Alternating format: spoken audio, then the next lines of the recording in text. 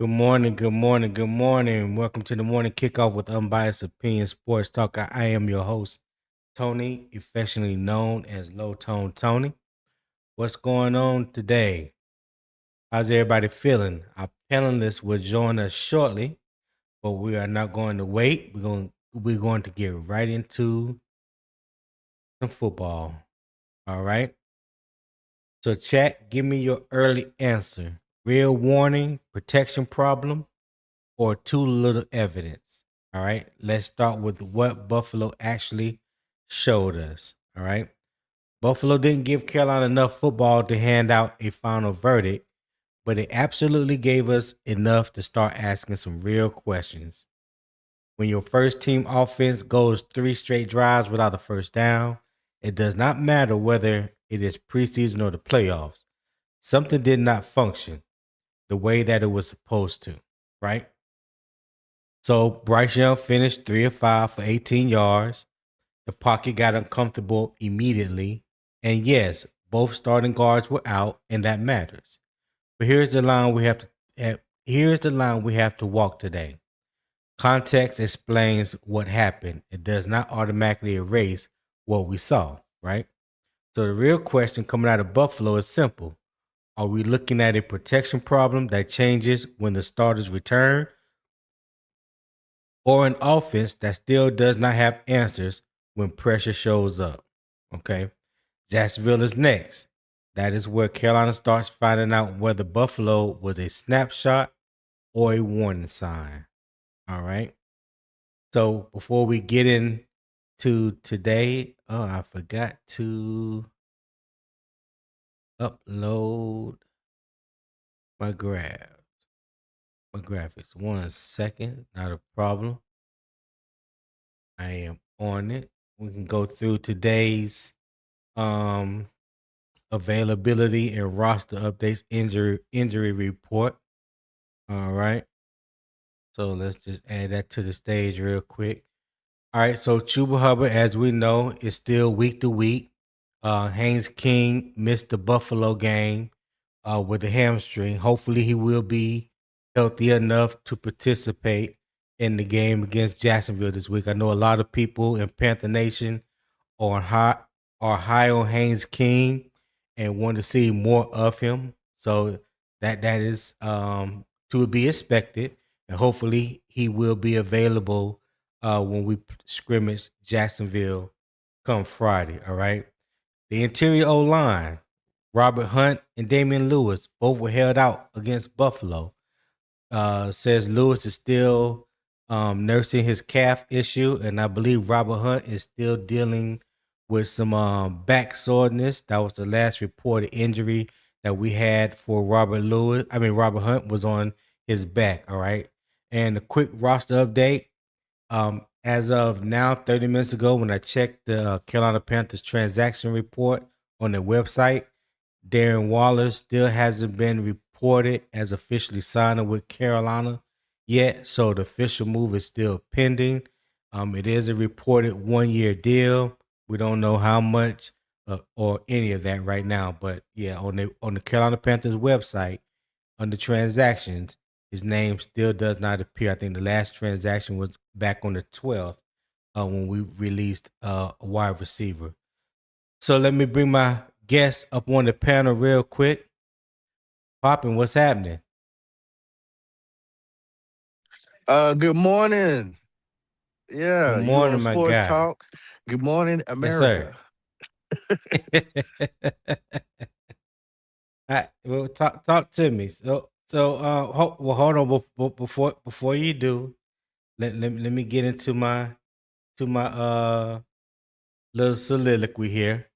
All right, so let me just pull up my first question for the first half today. Did Buffalo expose Carolina offense? So let me give you the facts first. Carolina lost 29-14 in Buffalo. The first team offense had three straight 3-and-outs with 9 official plays plus a penalty. Bryce Young completed 3 of 5 passes for 18 yards. Panthers.com noted that pressure affected all 3 possessions, while projected starting guards Robert Hunt and Damian Lewis were sidelined. So here's the little context to it. The issue is bigger than the final point total. Carolina must evaluate whether it identified pressure, communicated protections, created a workable first down plan, and gave Bryce Young a clean answer when the original look failed. Missing both starting guards affects pocket depth, stunt exchanges, run game continuity, and protection calls. A resilient offense still need answers when personnel changes.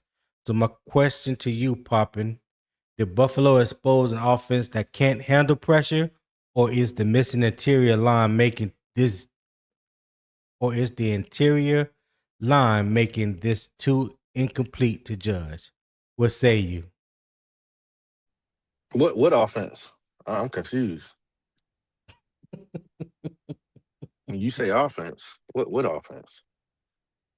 Well, irregardless, there was an offense on the field. Now, Oh, how they produce, that's up to everybody's own interpretation. But that has nothing to do with the question that was just asked you, Poppin. So, sir, okay. can So, you so please answer the question? did they cause some disruption? Sure, I could say that. Even though it's we had a whole week ahead of the whole NFL, and we've already played Mm-hmm. one preseason game. I mean, I guess you could say yes. They showed some. They showed some. They caused some problems. That caused our starters and backups not to be looking very efficient on offense. So yeah, Okay. and you also got to take in consideration. It was vanilla. What's that? It was It vanilla. was vanilla. Yeah. So It was vanilla. It was now, offense. But go uh ahead. huh. Now, I don't know what type of vanilla that was, so I just call it vanilla Was light. it with a Madagascar vanilla, or was it some imitation vanilla? There's a difference. I get that's why I call it vanilla light. You know, Van- because that had to be what it was. I mean, well, I blame it. I blame stop. Excel. Let me hold you. Let me hold you right there. Let me hold you right there. In your honest opinion, did you see a difference in the play calling? Let's start with the play calling. Did you see a difference in the play calling Thursday in the all Having right, Papa, you there? yeah. It was kind of choppy there for a second. Okay.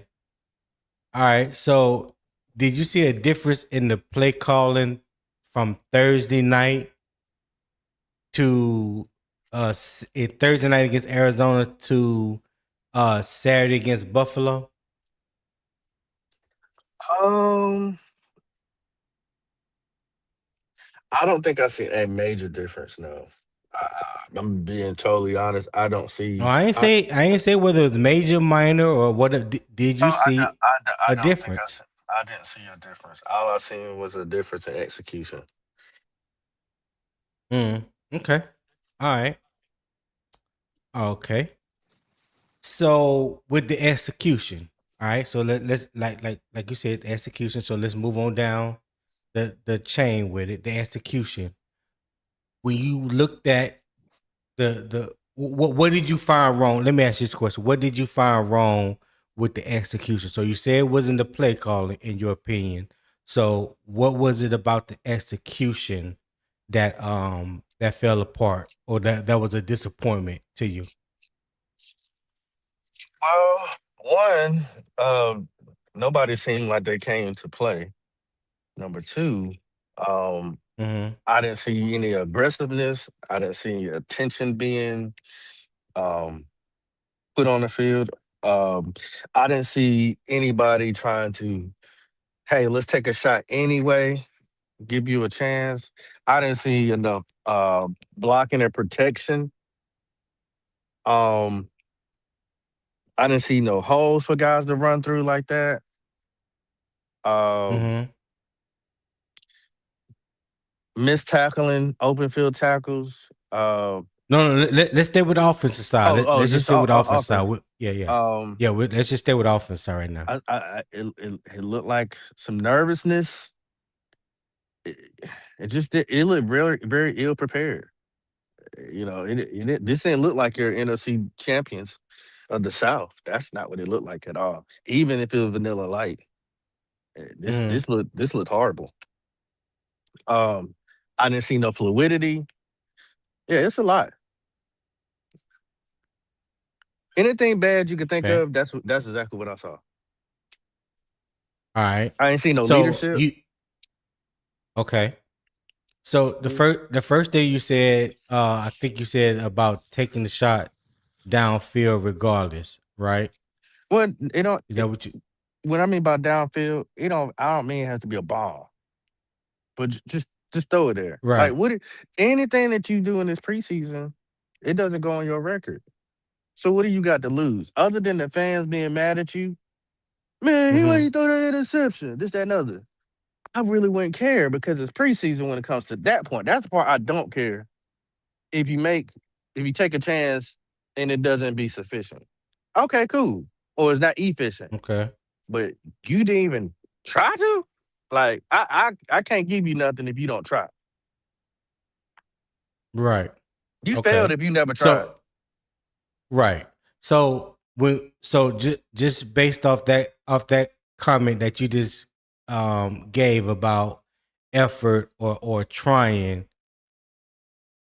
who or what would you put that blame on? Like who's responsible for the offense giving the right effort, the right level of effort, or like you said, giving a try no matter what. Who is responsible in your opinion for that? In my opinion, I mean, the quarterback gets the ball, touch the ball every single time. Matter of Right. fact, I was told that you have mastered the offense. Yes, I was, yeah, I heard. Yeah, Mastered. yeah, I heard the same thing. Did you see mastery? No, absolutely not. Oh, okay. Okay. Absolutely not. So No. when somebody Like stick, like like mhm. you said earlier, you can almost say to your point, like what offense, if any, was on the field those first three series. So Let I me mean, let me ask you this: did T Mac have go a ahead. catch? Not at all. He didn't even have an attempt. He didn't even have a ball thrown his way. So Jalen Coker's the number one now. Oh, okay. No, I didn't say that. You're saying that. I know. I know. I'm the Okay. one saying it because Jalen Okay. Coker got a pass thrown to him before T Mac did. On the second drive, yeah. Neither one of them saw a pass the first drive. I don't care. T Mac need to get the ball first. Exactly. No, I'm with you. I'm You know with what you. I'm saying? That's I this is think my the whole I point think of the what I'm saying. first yeah, Yeah. the first pass attempt went to XL. And we know where that went Yeah. to the dirt. I Well, blame I XL want for this whole preseason. It's his fault. okay, now I think you're being a little facetious, but I am. continue, I'm sir. glad you picked up on that. Yeah, I am Yeah. very very much so because that's what Well, people like to do. ain't nothing about me slow now. Oh, I never said that. I might talk a little slow at times. And you'd be surprised who still don't get it. Like I'm not even talking fast. You still don't get that. But anyway, anywho, yeah. So Bryce Young did not show me leadership or any mastery Mhm. of the offense. Now, when you're a master of something, you can transition however you want to, whenever you need to, because you're the master. Masters don't get questions. They don't get questioned. When you're the master, you don't get questioned unless you got a protege. You know what I'm saying? Like the young grasshopper. You're training him to get to the level that he needs to be. Well, When you this is where I think you're sounding like you're taking the definition of mastery and using it in two different contexts. I don't think the comparison is true comparison. But go ahead. I just had to throw that in there. So you're saying I'm off? Okay, all right. Well, let's break this down then.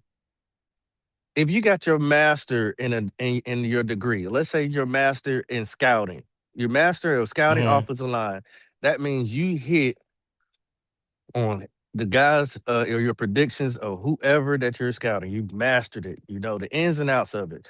Can't no. Not saying that you can't learn nothing, but And not saying that you perfect either. not saying you're perfect. But your Okay. efficiency is up Okay. there. What Okay. I'm saying is when you have mastered the offense and something doesn't Hmm. look good to you, don't you have the right to audible out of it or call something different or shift the protection for you? Because once you have Yeah. mastered That's offense, you know what everybody else is supposed to do and how to do it, hmm how to see it, how to call it. I didn't see you no you you mastery. you're very you are so right. Yeah. Yeah. Yeah. That you are correct. But that's the answer to Go that on. question. Okay. So just to rebut your answer a little bit, like you said earlier, this was vanilla. Whether it was vanilla light, vanilla white, vanilla gray, whatever. It was some form of vanilla, right? It was also the first preseason game for the starters, correct? So you've been watching football as much as I've been watching football. You know the game like I know the game. And you understand that you're going to see vanilla in the preseason. Now, it's not up to us what players are called. Last week in the Hall of Fame game was more of a pass happy offense than it was Saturday. I don't know if you really noticed that or not, but yeah, we came out firing and throwing the ball off the rip in the Hall of Fame game. Um, to me, there was a little difference in the play calling between the Hall of Fame game in this game. It looks to me like they was trying to get Jonathan Brooks his touches, get a feel into the game. It surprised me that the first throw went to Excel, not to your top two wide receivers. So there were some squandered opportunities that I think that the offense as a whole should have taken, and that's why I asked you about the play calling because there was a difference in play calling uh, when it comes to last Thursday and Saturday's game. So that's why on the thumbnail I have concern or context. I think you can have both. I think two things can be true at the same time. But a lot of people are not going to put it in context because it doesn't fit their narrative. But see, that's why I'm here. I'm here to give people the honest opinion and help you see it um from both sides. You know what I'm saying? From all sides. There's a reason why things are done the way it's done. There's a reason why it's outcome, whether it's an interception or a touchdown. Whether it's a fumble or interception. There's a reason to all of that. It don't just doesn't happen out of the blue or like magic. There's a reason to it. When you look at what happened or what took place Saturday, it was obviously in my opinion, just watching the first two series, what I believe they were trying to do. I don't think they were trying to really go out there and do what I hoped they would do. That's what was disappointing to me. To see our offense, so much that we've heard during the off season, during training camp, the highlights, the reporters, like you mentioned, Poppin talk about the mastery of the offense and Bryce looking like this, and then we go into this game and none of that transpired, and then we all left to wonder, well, what the hell happened? You know what I'm saying? So that's my biggest problem with Saturday. I didn't even realize that Robert Hunt wasn't playing until maybe like the second or third I think like that first series. I didn't know Brady Christensen was in the game. So listen, like I said, there could be a multitude of reasons for things happening. But yeah, that's just my opinion. I'm here to help anybody, understand, put things in proper context, because that's what I do. I don't pick sides. I don't sit on one side or the other. I'm right comfortably in the middle, so I can properly critique the game, whether it's good or bad. That makes sense to you, Poppy? Yeah. Yeah, yeah. Uh-huh. Tip Drill Will, what's happening? Hey, good morning, fellas. What's up, Poppin'? What's up, Tony? What's going on, Will? Yeah. Not much. Not What's much. going on? None much. Happy What's Monday, on? everybody.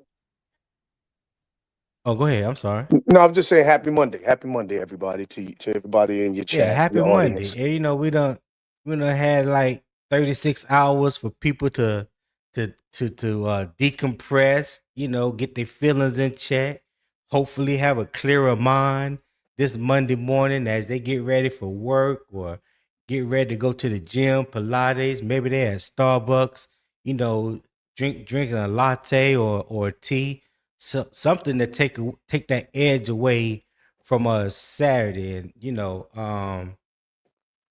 hopefully we can discuss it in better terms and a better situation today.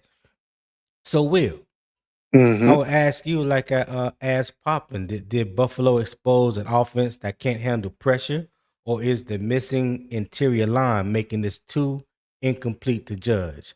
What say you, sir? I think it's too incomplete to judge right now. Um, I watched them. I watched them snaps several times, man. And Mm-hmm. and 62 was getting ragdolled, dog. I mean, it was crazy. It was crazy. Um, we couldn't establish the run. We couldn't everything was hurried, and it was all Yeah. basically coming from the interior. Uh I there's no way for us to really evaluate it completely. And I'm saying me now, of course, I can speculate on why they had Corbett and not Corbett, Brady Christensen and Zavala in there. Uh huh. Um, I can only speculate. For example, Right. Lewis and Hunt, they dressed up, they warmed up and everything. They just didn't play. Oh, they did warm up. Yeah, Okay, I didn't even know that. they just didn't Didn't play. even know that. So are they saving them for are they saving them for joint practice? I don't I know. don't know. Hold that thought right there, Will. Shout out Mhm. Reality Beats for the 4.99 super chat. He said, I know y'all seen XL stop in the middle of his out route, hiding behind the defender. I thought would have possibly been a tutty. Listen, I'm trying to give people the opportunity to tell what they saw, voice their opinion. You know what I'm saying? But reality beats, I saw the same thing you saw, right? I saw the same thing you saw. So when AJ Brooks just asked about Bryce throwing the ball 7 yards away from XL, well, if you understood the route concept and he should have broke out and not tried a button hook right there, which was crazy. We know Bryce throws with anticipation. He may have been there where the ball was thrown, but I digress. So I'm hey, hey, this is for y'all. You know what I'm saying? My understanding or my opinion of the game, I try to keep it out of. So I let you guys do y'all thing. But yeah, reality beats, appreciate that 4.99 super chat, and I definitely saw that. Yeah. Go ahead, Will. Yeah, I saw that too. Um, but so So I guess I'll say all of that to say I think it's incomplete, man. Yeah, I'm disappointed. I'm disappointed in this offense. And I understand that Dave Canales' main concern is to be ready for week 1. But Yeah.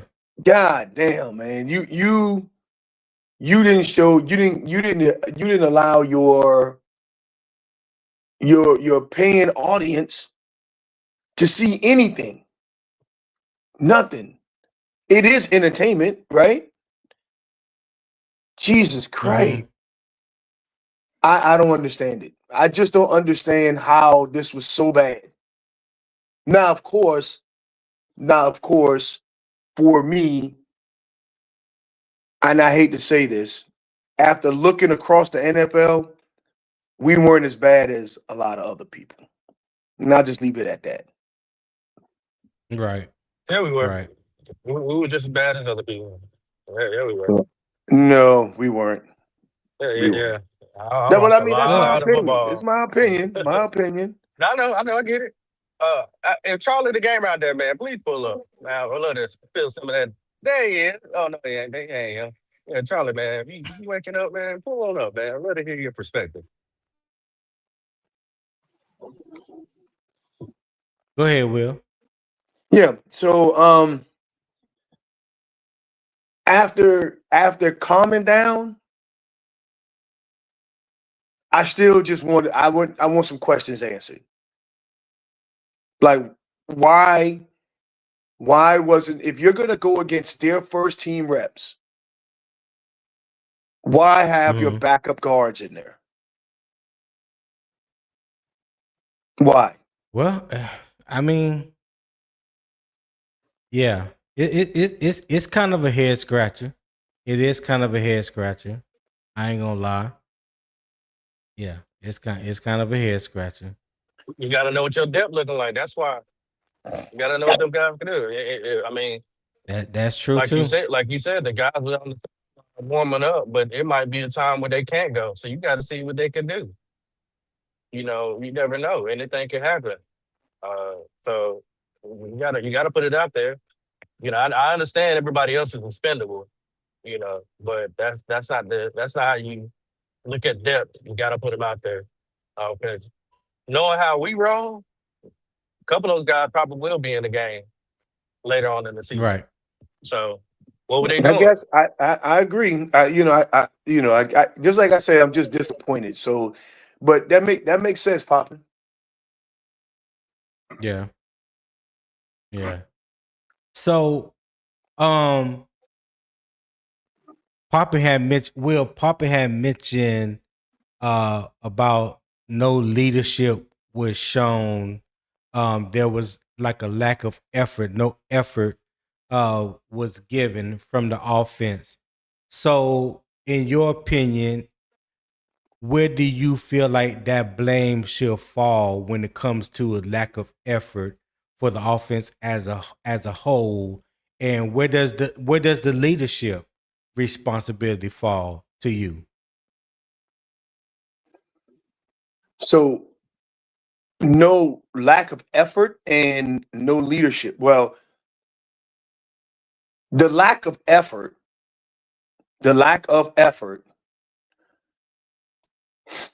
unfortunately, falls in several categories. One, the individual player. You are playing for your own roster spot. So your effort based on what you perform. Two,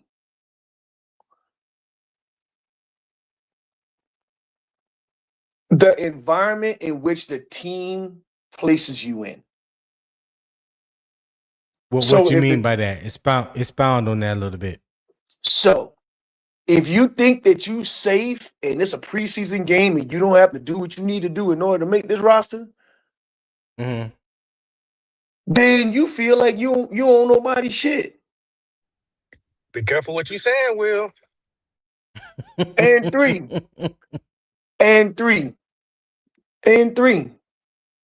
So, and three, The coaching staff and the quarterback. The quarterback is an extension of the coach on the field. He's an extension. So if that means that between series or in series, you are tightening people up, I'm talking about from the coaching staff perspective and the signal caller, that has to happen. So if there was, and I'm not saying that it is, it's three categories of ways that falls into place. It's not just one thing. So I didn't walk away with, lack of leadership and all of that. I just want to know, like, why was it such a vanilla play calling? Why did you run up the middle when you knew that there was no penetration? You could not establish the run. And was it to be able to evaluate Chandler Zavala and Brady Christensen? Was it to evaluate your depth? Then say that. But they didn't come out and say nothing though, Will. Remember, Correct. We didn't have no press conference afterwards, so we don't know what they their did have a press intentions conference. was. They just didn't have that shit live. They did have a press conference. They just had that shit live. That's what I mean. That's what I mean. Yeah. So, but that's what I'm getting at is, I got questions but that won't be answered. But I would have liked to have been answered. I like Kevin Falkery's 403 response. He said, was Brad calling the plays for BY? It looked like Canales was calling the plays. Exactly. Hey, Kevin, that's why I said the play calling looked different from the Hall of Fame game to this game. But I appreciate that comment. Go ahead, Will. It's like, for example, if you knew your guard play was soft or suspect, then you start moving the pocket. You start bootlegging, you start rolling out, you start moving the pocket. You see what I'm saying? None of that took place. It's just like, I'm gonna drop back. I'm gonna see if these guys beat their guys, and I'm gonna throw the ball away. God bless. Yeah. Anyway, that would be my about the leadership question. Good call out though, Poppin. Yeah, Poppin. What you think about Will's response?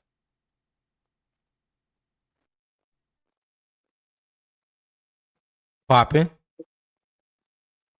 Yeah, I'm here. I said, what do you think about Will's response when it comes to leadership and the effort that was given by the first team offense? I mean, I don't have no disagreements with it. I was kind of confused on the situation when he said putting you in certain situations. I mean, I didn't have a problem with the backups going in there, just like I didn't have problems seeing the janitors and the construction workers and the car salesmen going out there playing last week. I didn't have a problem with it. You got to go out there and execute. I don't have no real excuses for any of these guys that's playing this professional sport. You want to make the team, you got to put the effort. You got to show that you want this job, that you want to play on this team, that you want to coach this team. However you want to look at it, it has to be shown. Like I said, when you're a master of the offense, somebody got to come up with something. You just can't just let it unfold. I just trust the coaches. I just did what they told me to do. Like that, all that bullshit is out the window. We ain't trying to hear none of that. So what would you want him to say? Can I ask that question? He didn't say that, but that's what I'm saying. No, I'm saying you said we don't want to hear that. So, like, what should not in year 4? And not in year 4. I don't want to hear that excuse. I don't want to. No, that's not. That's. No, I'm saying what. That's what I'm saying.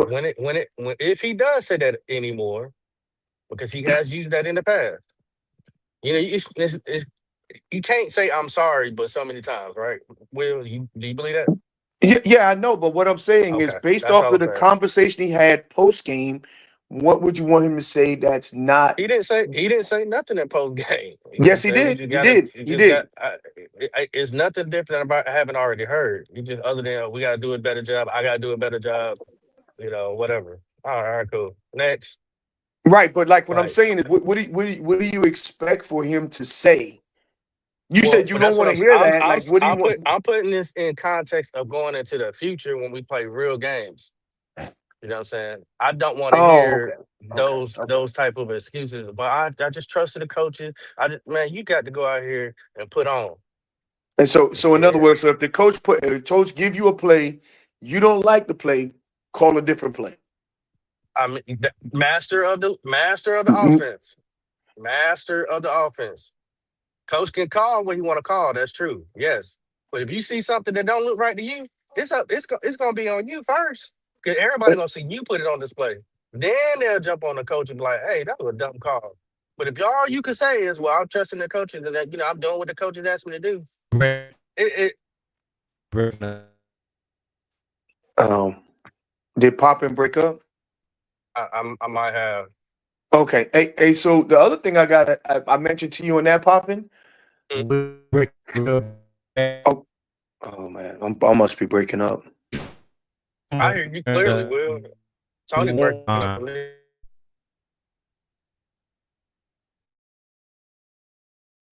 In the chat,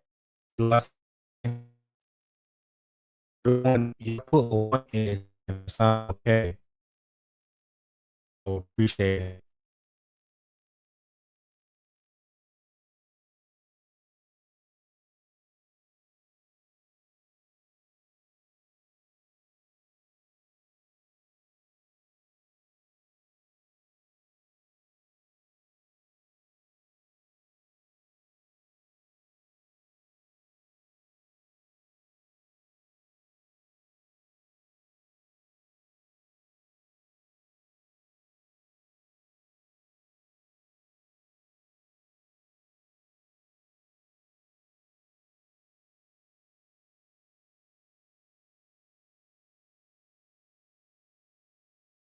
Hey, Will, can y'all hear me now?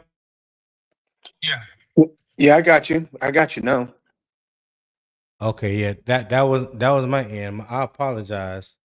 I was looked up and my stuff started buffering. I don't understand why. I apologize about that, everybody. I apologize. Who I think Pop and you were talking, right? Yeah, I think it was. Yeah. I was saying that I was saying going into the regular season, this that and other. You know, the master of the offense or the mastery of the offense, people are not going to be willing to hear those same excuses, even though it may be the truth. I'm just doing what the coaches asked me to do. You're gonna Mm. have to come up with something else because when they stick their neck out there to compliment you with those high praises, and I'm not blaming everything, right? I'm not. But what I'm saying, if when I am talking about Bryce, and the coaches are say, okay, he has mastered this offense, you're going to have to put that on display because even the coach, like Will said, he's an extension of the head coach or the offensive coordinator. But the offensive coordinator and the head coach can't see everything you see from your view standing out there in front of that defense. So if you have to make those adjustments, you're gonna have to do it. It ain't gonna be too much of everybody gonna be wanting to hear. Oh, I trust the coach and the process. Man, you better go out there and play. Telling you now. This is a pre-warning. Okay. Okay. So, so Can I go say ahead, one Will. thing to that, Tony? So this Go ahead. thanks. So one thing. Y'all remember when Derek Brown, when they had like the Panther, they do the game where the mic'd up and Derek Brown was like, at the end of the game, he was like, the coaching staff out here put us in the position to make plays. We're not making the plays. So it is our job to make the play and make the coach right. And I think that goes to what Poppin is saying. That goes to what Bryce is saying when he's out there.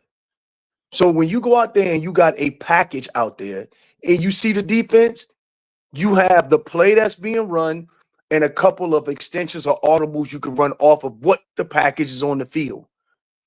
It's up to all 11 people to win their battle to be able to have a positive play.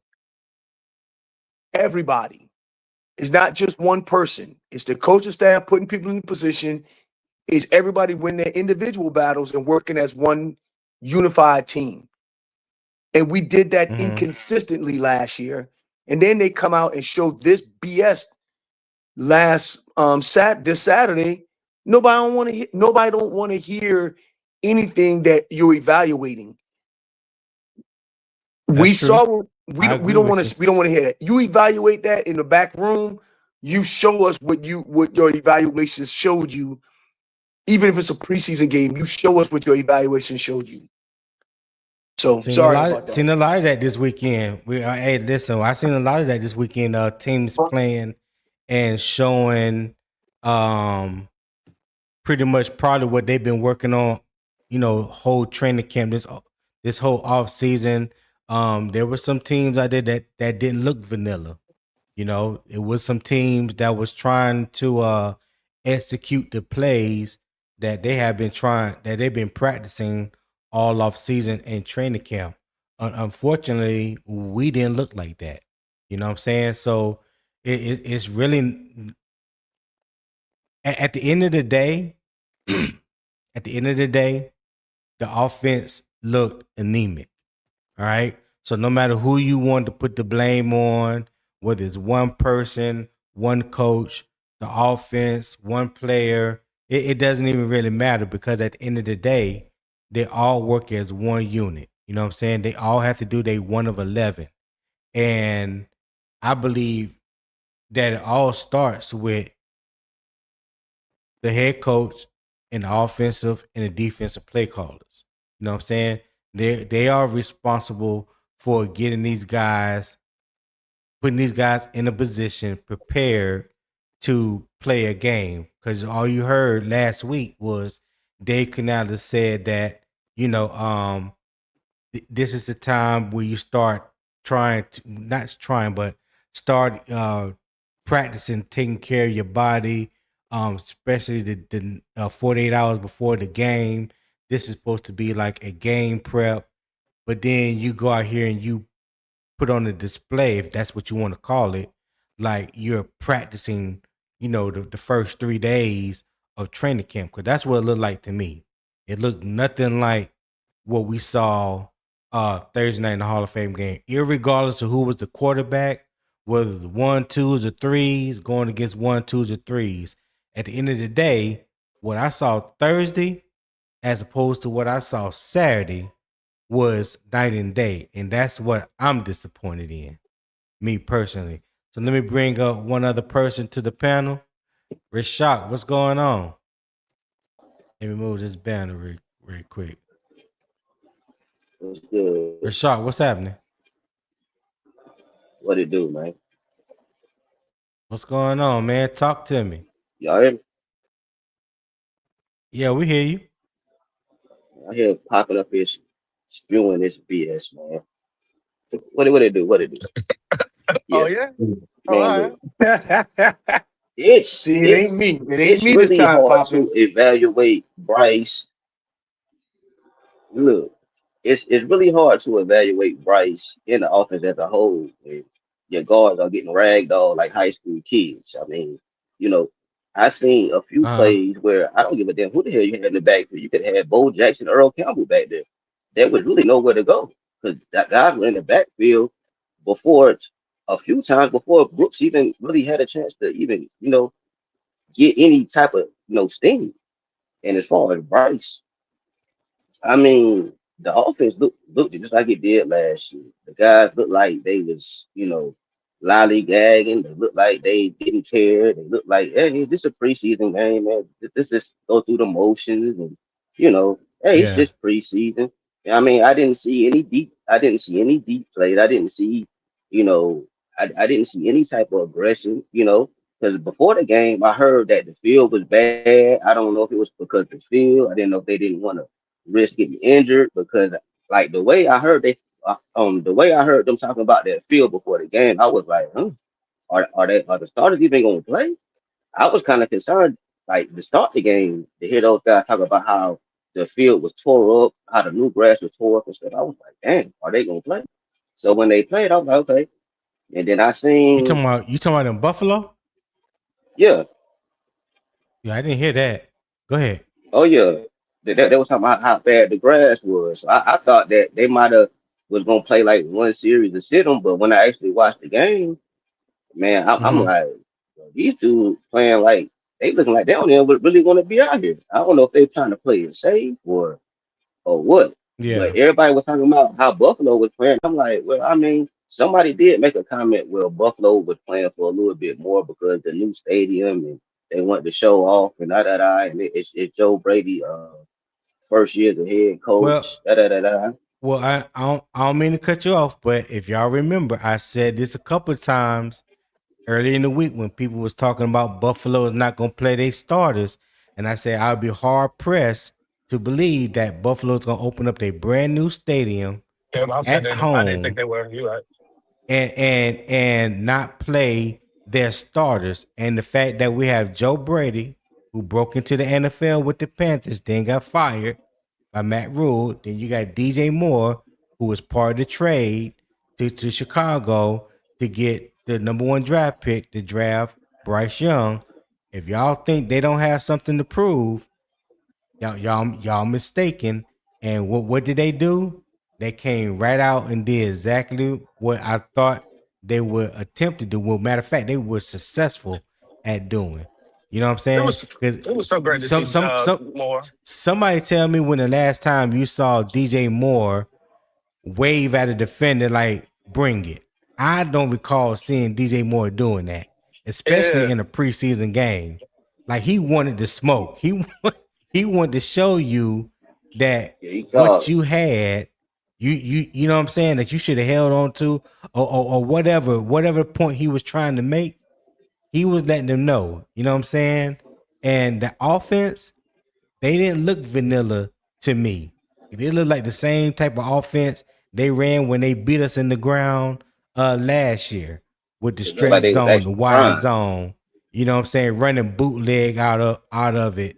You know, releasing the tight end from the backside, let him dragging across the middle. Like they were not playing nothing vanilla, in my opinion, with their first team offense. So just like I predicted was gonna happen, kind of happened. But go ahead, Rashad. Yeah. So like I was saying, man, bro, like Papa, you talking about mastery of the offense. I mean, it's the preseason. You're not going to see them like I. It's not what like I was telling Tone the other day. He was telling me it's not about what we want. It's about what the coaches and them want. So I might want to see them be a little bit more, open with the offense, but I guess they don't want to do it. I guess they because from what I seen Saturday, they just went to that game like, look, we don't want to get hurt, da da da da. Just go out there and just, they want. I feel like they wanted to get Jonathan Brooks involved more so than they wanted to do anything with the offense. Because whenever you got Chet with no targets, whenever you got, I think Jalen Coker might have had one. Like the That way the was on the offense second looked, drive. just yeah, Yeah, the that was way the on the second offense looked, drive. man. Nobody can tell me they can't go back and look at that damn game and tell me them dudes look like they was out there trying.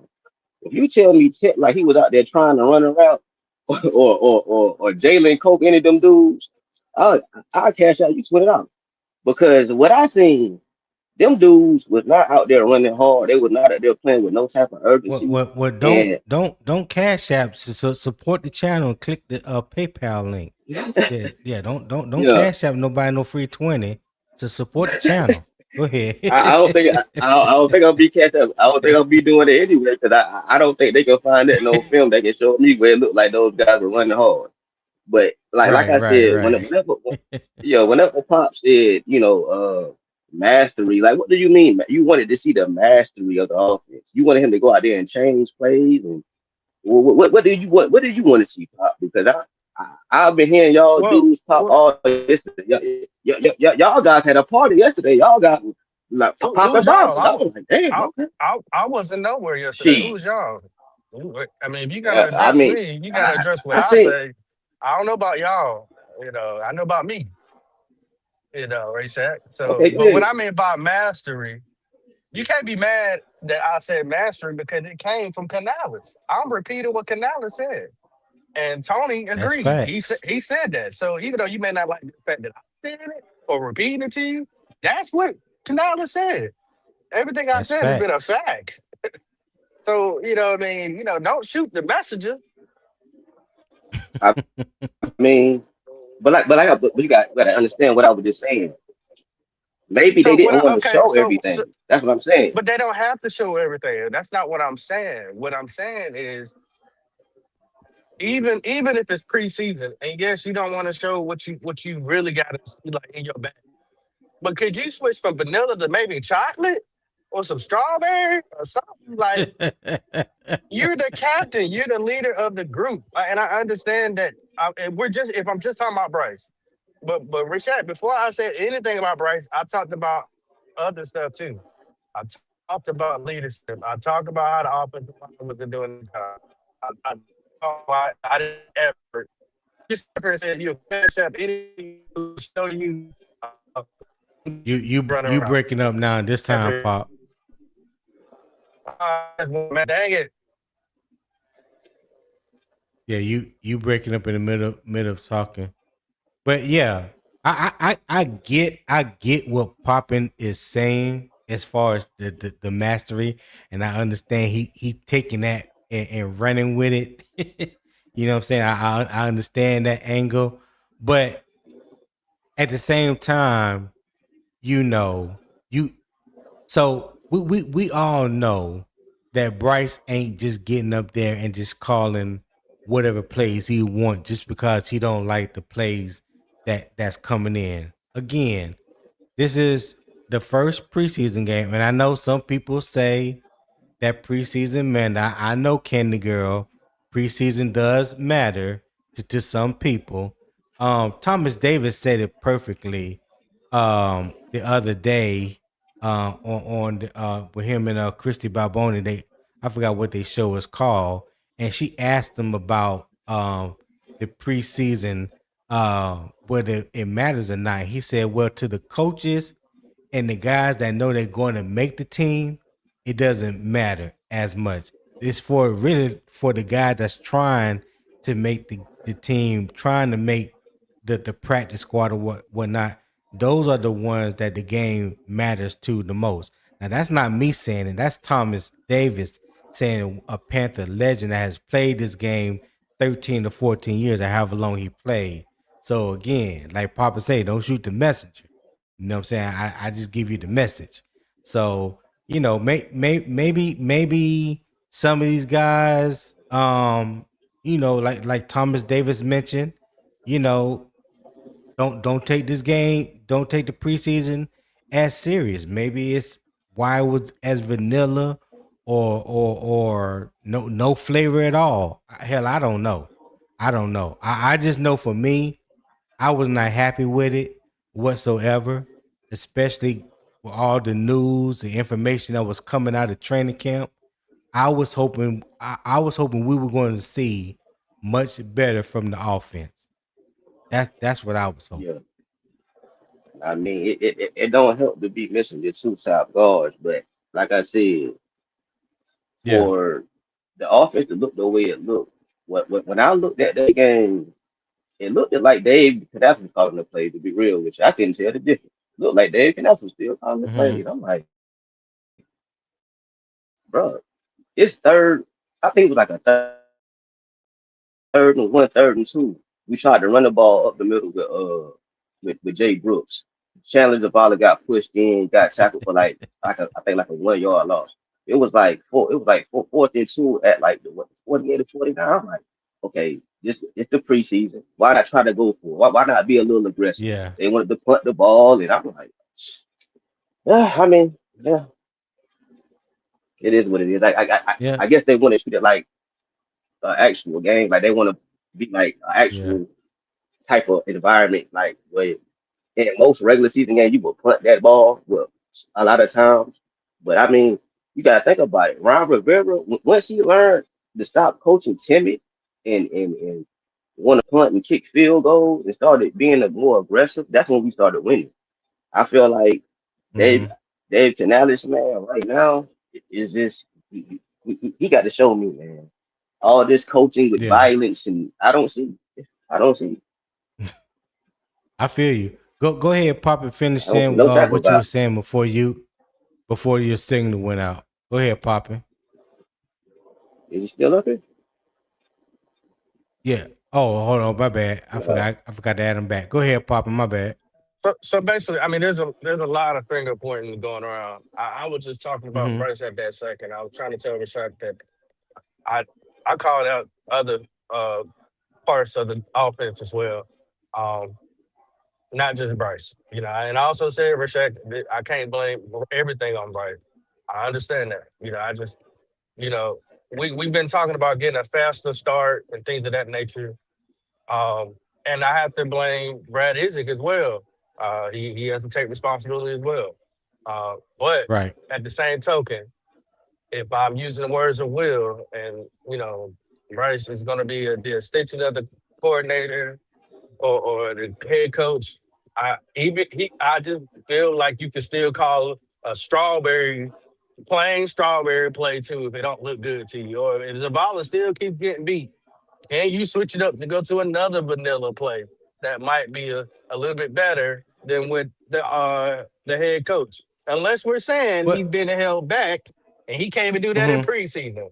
Like Okay. I don't know. Oh, hold that thought right there. Hey, Reality Beats with the 499 super chat. I appreciate you, my guy.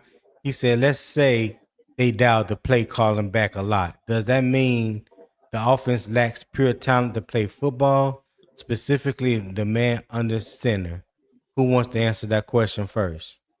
Hey. Why he asked that question? I was thinking the other day. I was like, okay, we got a lot of big body receivers. We do not have many guys that can break tackles and juke somebody and be elusive in the open field. Like I seen some plays yesterday where a guy threw a screen.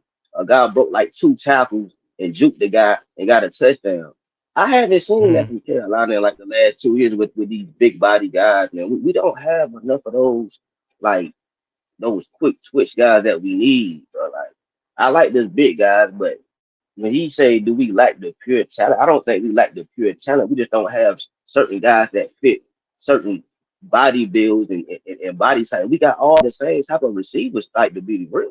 We got a bunch of 6'5" guys that run like a 4'6". Yeah.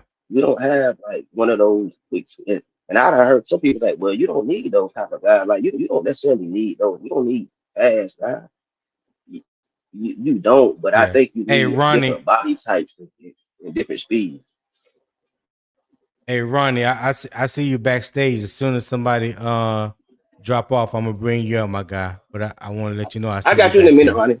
I would ask one more question though. All right.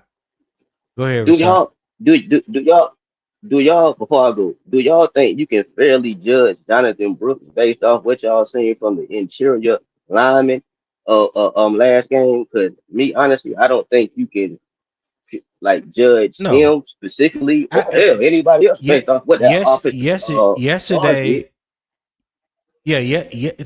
In my opinion, Saturday wasn't even a judgment day for Jonathan Brooks. My whole thing, I just want to see him exit the game healthy. That's all I wanted to see from Jonathan Brooks. I wanted to Yeah. see him leave the game healthy, have a good recovery time the next day, and get ready for Jacksonville. That's what I wanted to see from Jonathan Brooks. All I say right. the same Yeah. thing. Hey. Okay, hell yeah. Okay. Hey, that's all I want. Hey, Okay. Ronnie, don't get them too hard, Ronnie, because I know you about to get on somebody ass. Hey, I'm listening though. I'm in the comments, bro. Hey, go ahead. Go ahead. Hey, go ahead, Will. Answer that question that Reality Beats just posed to us. So Reality Beats is talking about um lack of pure talent means we can't play football. All right. So the team on the other side get paid too. If you go out there and for example, and I'm just using it as an example, since he pointed out the quarterback. I'm almost willing to bet in a real game, if Chandler Zavala was getting beat like that, they was gonna do some naked bootlegs. They was going to move that pocket. They were going to do other things to mask and help the offensive line allow for plays to develop downfield, to extend the run plays, and all those other things. They wouldn't just run up the middle. I Right. truly believe that they were trying to evaluate depth. I wish they just we got. I just got myself too. I got my expectations too high. So if you're saying not to evaluate who's under center, hand the ball off and he gets stopped 2 yards in the backfield. That's not on the quarterback. I mean, I don't. It's not always about the quarterback. I know that we believe that if Lamar Jackson was back there, Lamar Jackson hand the ball off, it's going to be a 4-yard gain. That's not reality. I just throwing that out there. So, all right, Ronnie, what's going on, my brother?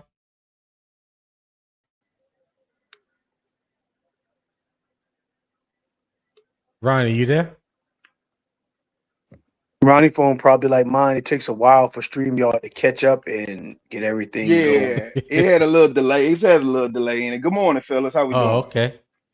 What's going on, man? What's happening? Talk to me. What you Yo, think about this question that I hear Will, but I don't hear you, Tony. I'm having a little trouble. I'm gonna come back in. I'm gonna go out and come back in and see what I get. All right. That's cool. So while we're waiting on Ryan to come back in, let me ask you guys a question. When you look at those 3 empty drives, what do you believe it broke down for Carolina? Was it pre-snap, protection, the play call, or the QB? Will you go first? So you said that the 3 were what again? I said when you look at those 3 empty drives, the 3 and outs, what do you believe it broke down for Carolina? Was it the pre-snap, protection, the play call, or the QB? I think it was protection and play call. Okay. Why? Those I think were the 2 main points here. And based off what Poppin explained, maybe the play calls were that way so they could evaluate the depth at guard. So, and of course that's I'm speculating, but that's my thoughts. Okay. Poppin, what you think, Poppin? We done saw you on camera now. Don't try to hide now. Oh no, I ain't hiding. I done been on this camera so many times. Yeah.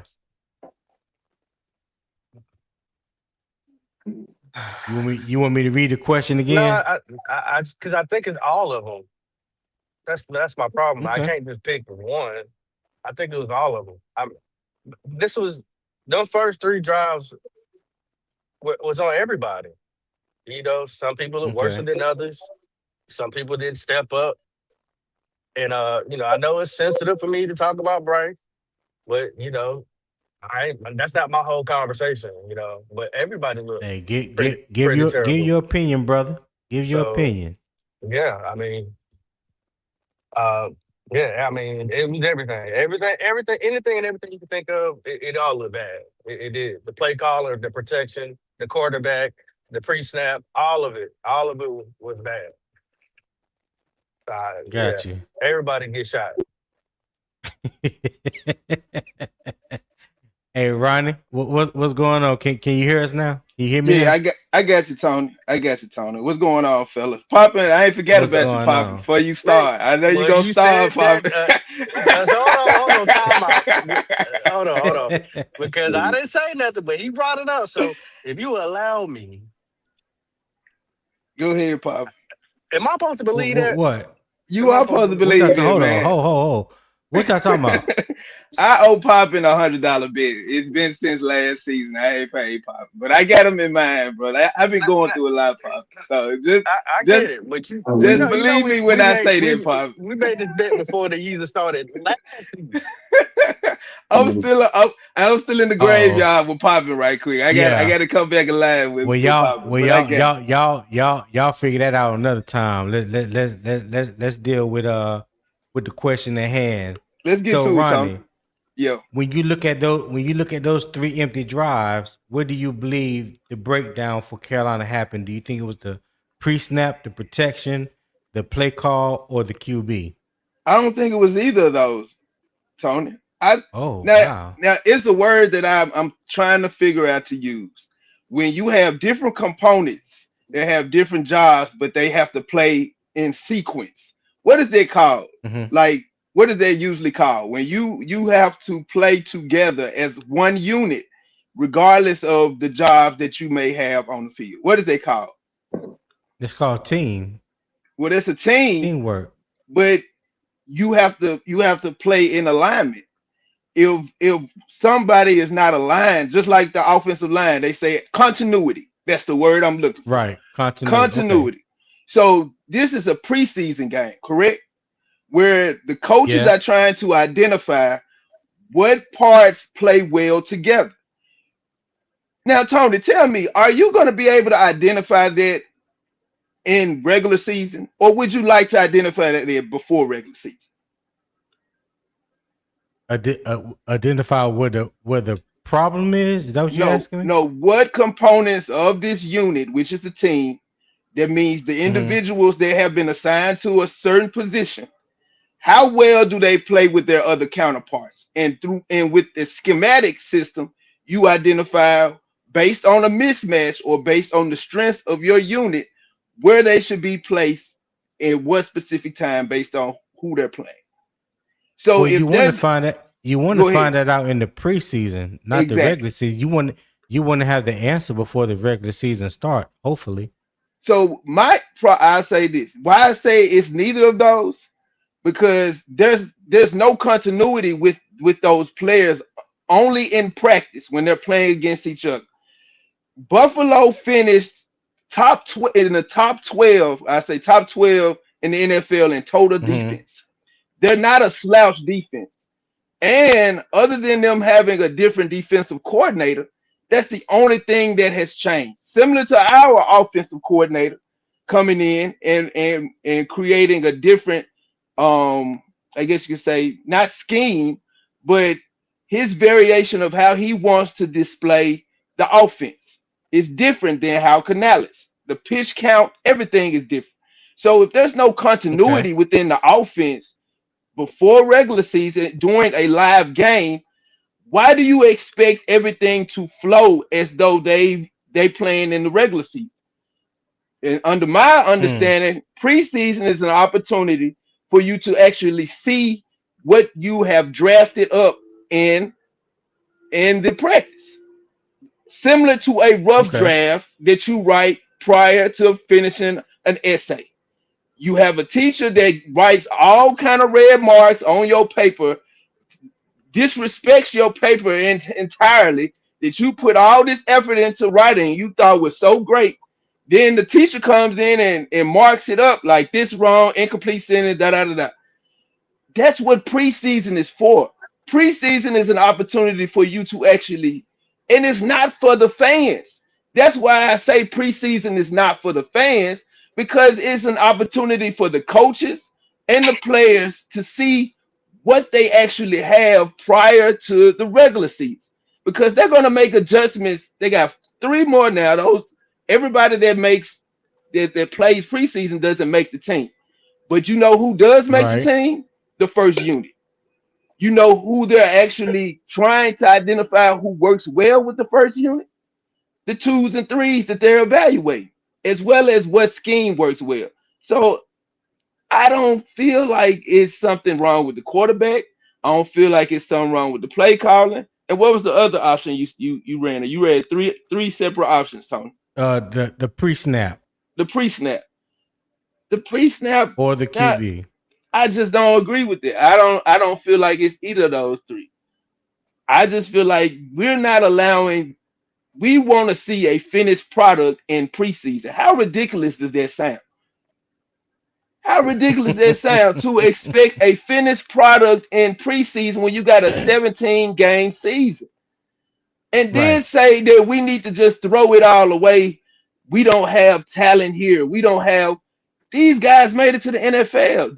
They're not, no player is trash. I understand fans want to say he's trash, they trash because they couldn't do something to the expectation of the fan. But no player is trash that gets to the NFL. Players are put in position to either succeed or fail. If the finished product provides the success, the player is looked at as being great or a possibility of being a Hall of Fame or whatever, or put in a position to win. If the opportunity does not go well, then they looked at as trash. I don't.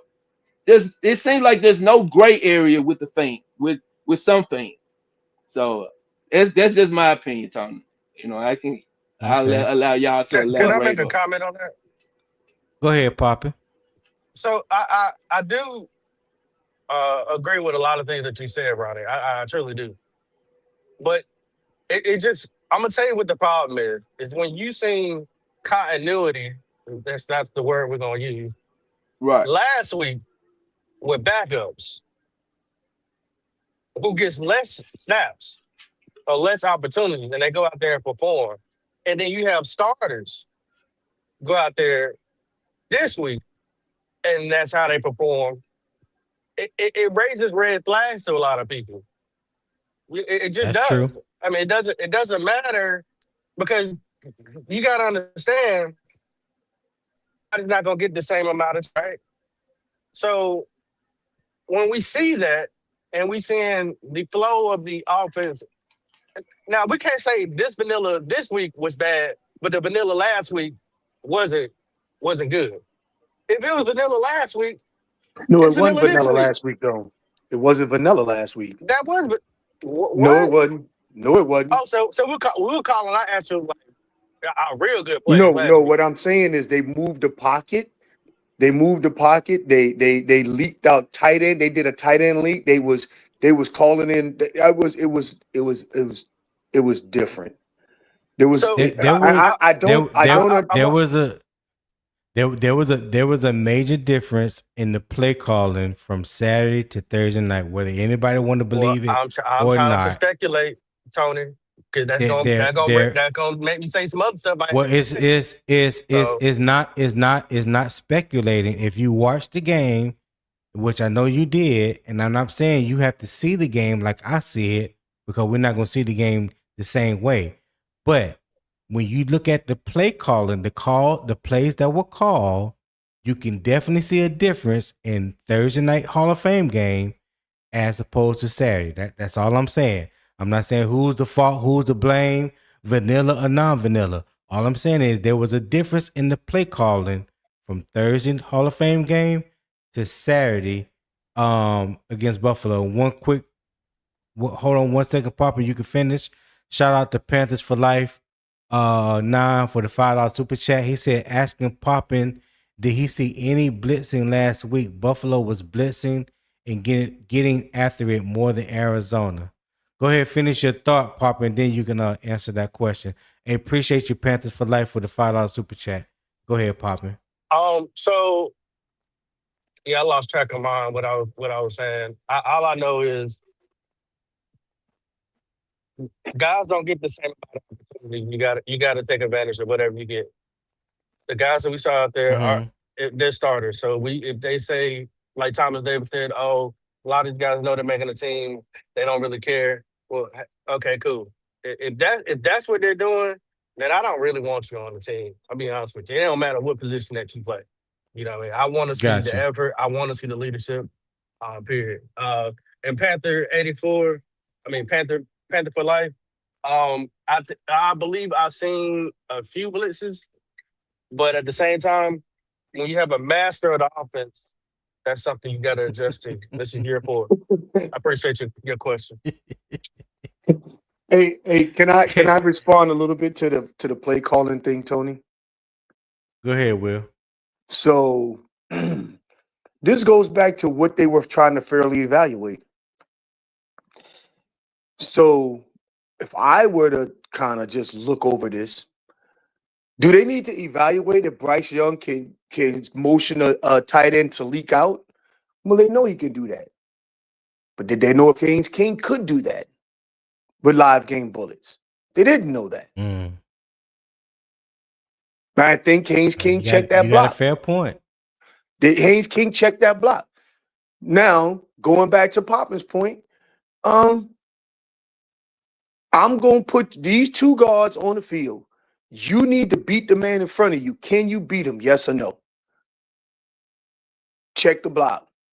We know that Bob Hunt and Damien Lewis can beat him consistently. Can you, if we need you to come in for some snaps, can you do it? Yes or no? So to somebody's point, they said preseason is to evaluate the roster. I get it. I'm just disappointed in the results that I saw on the field. Well, will I say this? Are you evaluating the ones the same way you evaluating the twos and threes? No, you're you're not. not. You're not. And the things that you need to see from the ones, you don't need to see that from the twos and threes because they're not evaluating them the same way. So when people say that, I say when the preseason is not for the fans, yes, it's an invitation for the fans to actually see what we have evolved from practice to game day. But that's not a valuable way to evaluate what the season is going to look like based on how many series? 9 series. And then they try to compare Haynes King production and how many quarters did he play in the Hall of Fame game? You trying to compare Bryce executing 9 plays to Haynes King.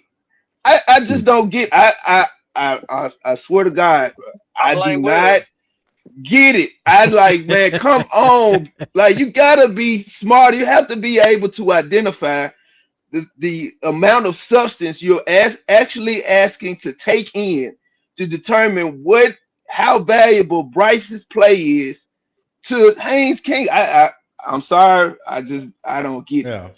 I'll never get that. We don't want to do that. Hold that thought right there, guys. Hey, shout out to SC Panther Boy for his member for 24 months, a part of the Carolina Armchair GM CJ. I forgot what he called that club.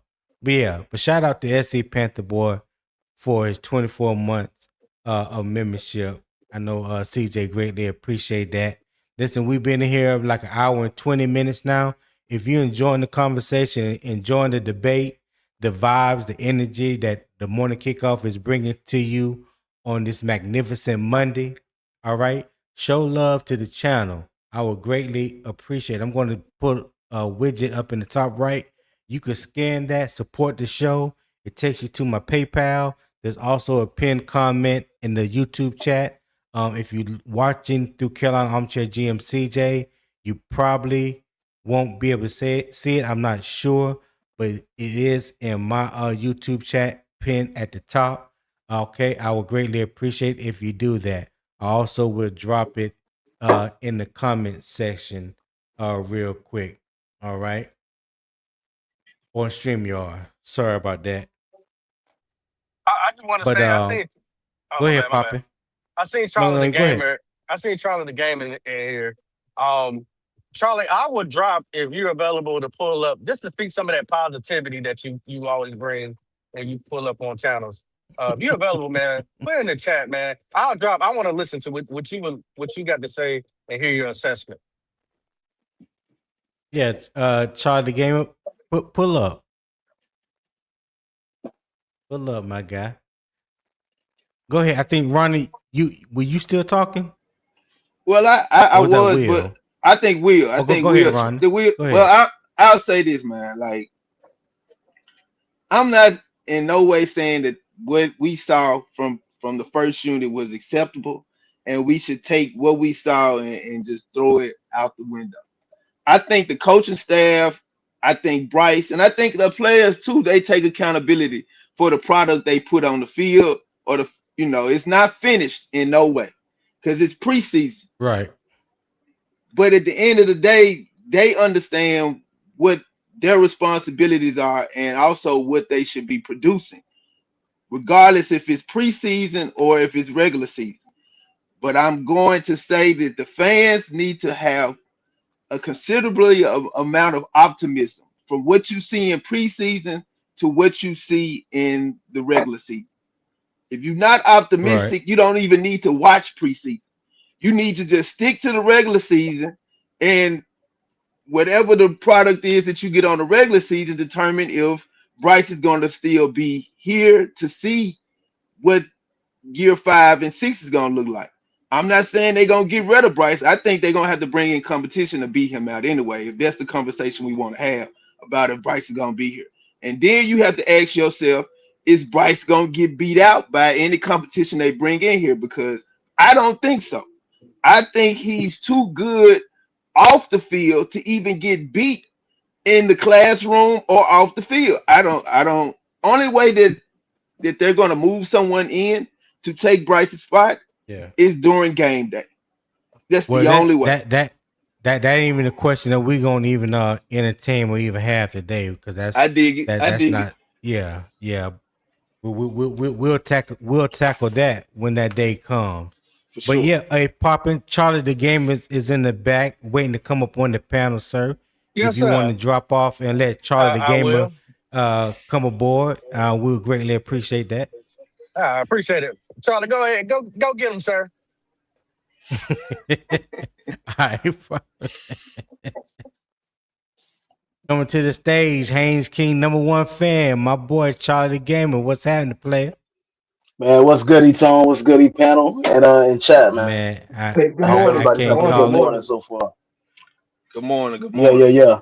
Man, and hey, Poppin', if you listening, please don't hesitate to come back over here because I only got like 5 minutes, man. I've been slacking already. I ain't off to the most blazing start this Monday. I don't got that much time, so look, man, Yeah. I'm not here to. I'm really not the type of fan. Like, I don't know how people don't understand this. It must not just be that many people like me, but I don't get no joy from seeing Bryce and the first offense go out there struggling, doing shit that I knew that was going to do from seeing them in the past. Why would I expect anything different?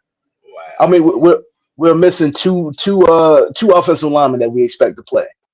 Do we not think disaster is going to strike at some point during the season when the offensive line configuration changes in some big way? Because it's going to happen. Mm-hmm. Y'all ready? It's going to happen.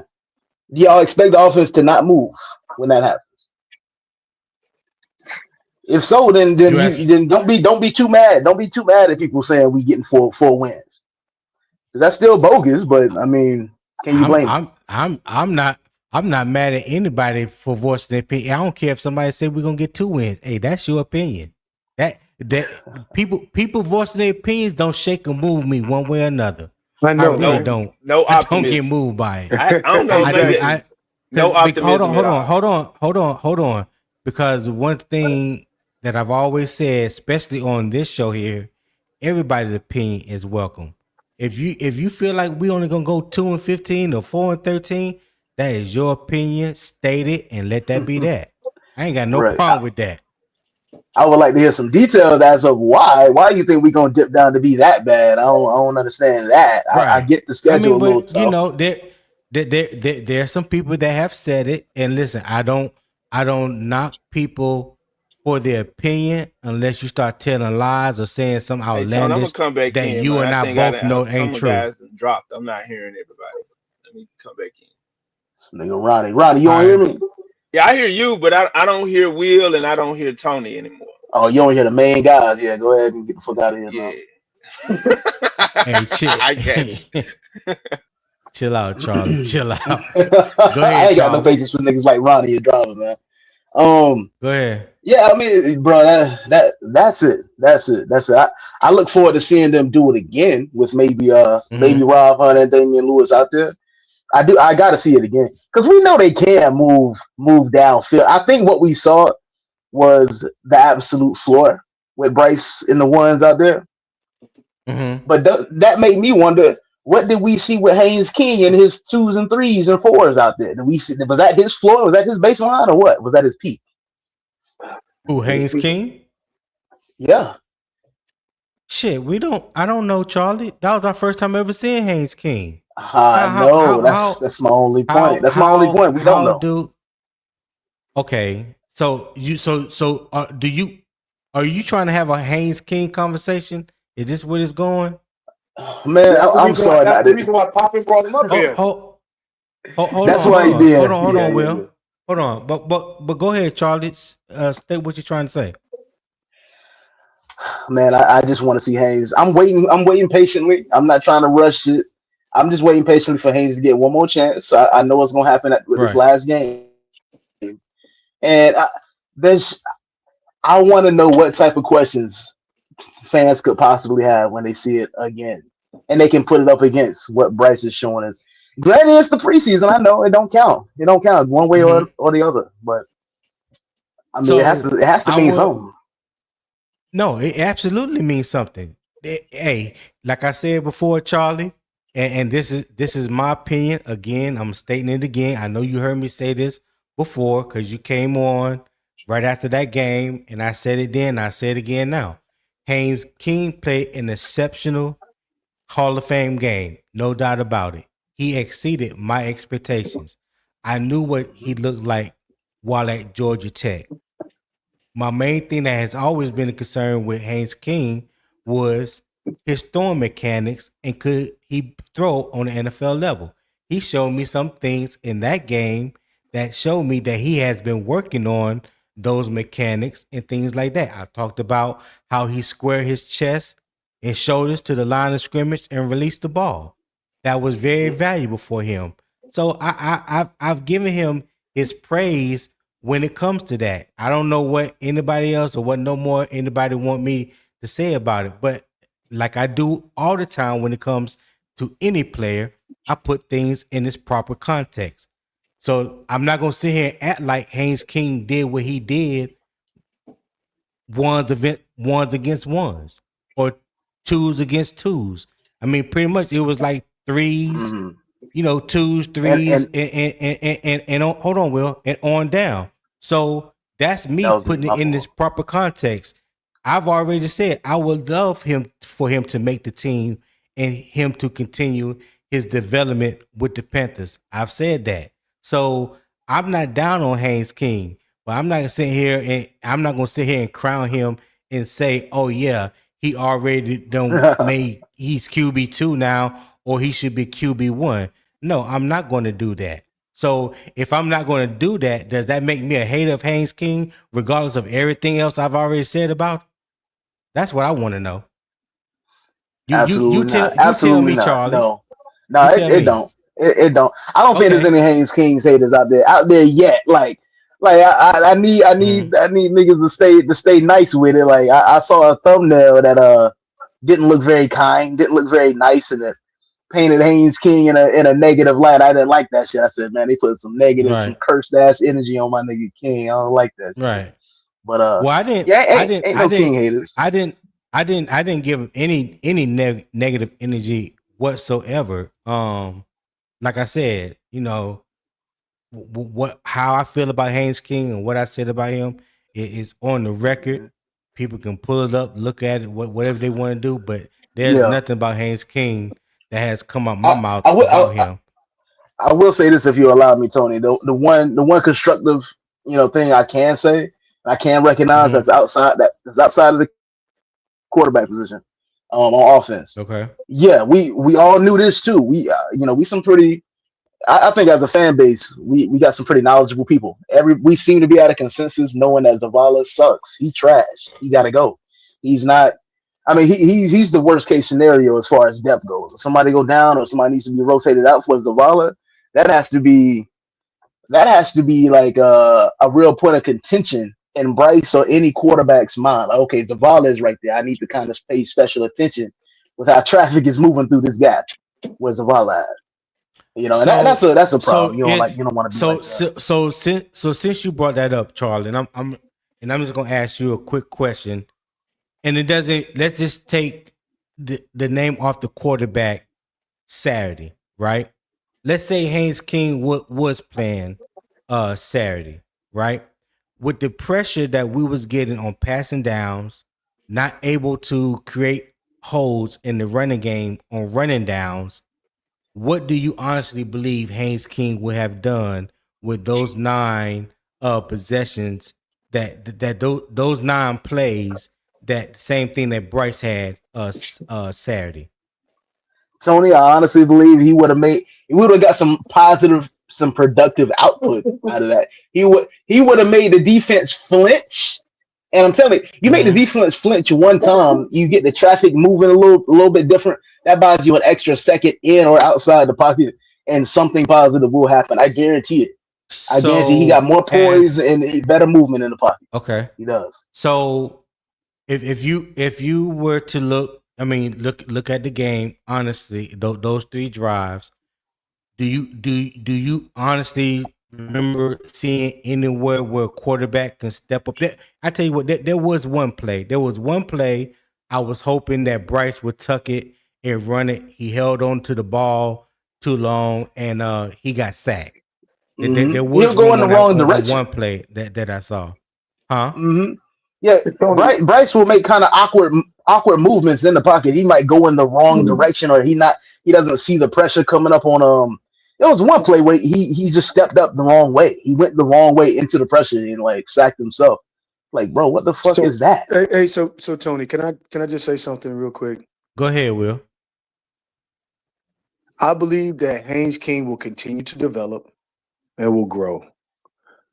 It is nasty work to think in 2.5 quarters of NFL football against 3s and 4s. Against the Cardinals defense on top of Hold on, Zip. Go ahead, Will. Against 3s and 4s, that you can make a definitive statement against a defense that came out there and the way they were playing at 100%.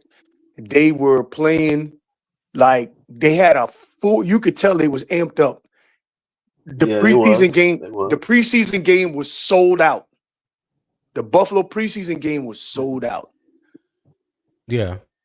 For us to say Haynes King would have done better with a definitive statement is being disingenuous.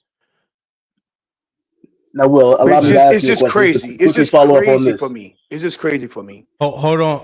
Sorry, hold on one quick. Let me bring Zip in real quick. What's going on, Zip? What's going on, Tony? What's going on, man? What's good, Zip? Man, I can't call it. Just trying to make it through this moody Monday. In Panther Nation. Hey, but real quick, Zip, before you go ahead, Charlie, and get your question. Yeah, just super quick. Will, now this is when I ask you, it ain't nothing negative to it, but I'm just trying to see something. You say it's kind of crazy for me to make a definitive statement like Haynes King would have done better in this game, or Haynes King would have done better in that situation. Now, when Andy Dalton went against the Bills in that regular season game last season, I don't know if you were one of the ones. That's why I'm asking. But were you familiar with some people that might have said Bryce Young would have done a lot better in that game against the Bills than Andy Dalton? Okay, so I was at that game. And I rewatched that game like 5 times. I think Andy Dalton's performance in that game is the reason why he's not on this roster right now. I believe you can add as much context as you like, but eventually you got to No. What I'm saying to you is, based off of all of the NFL regular season snaps that Bryce Young has had, you could make an assessment based off of that. Haynes King played 2.5 quarters of NFL football in the preseason against 3s and 4s. You still ain't answering my question, Will. I did answer your question. And so I'm going to answer your question again. I believe that the results of that game would have been different if Bryce was under center.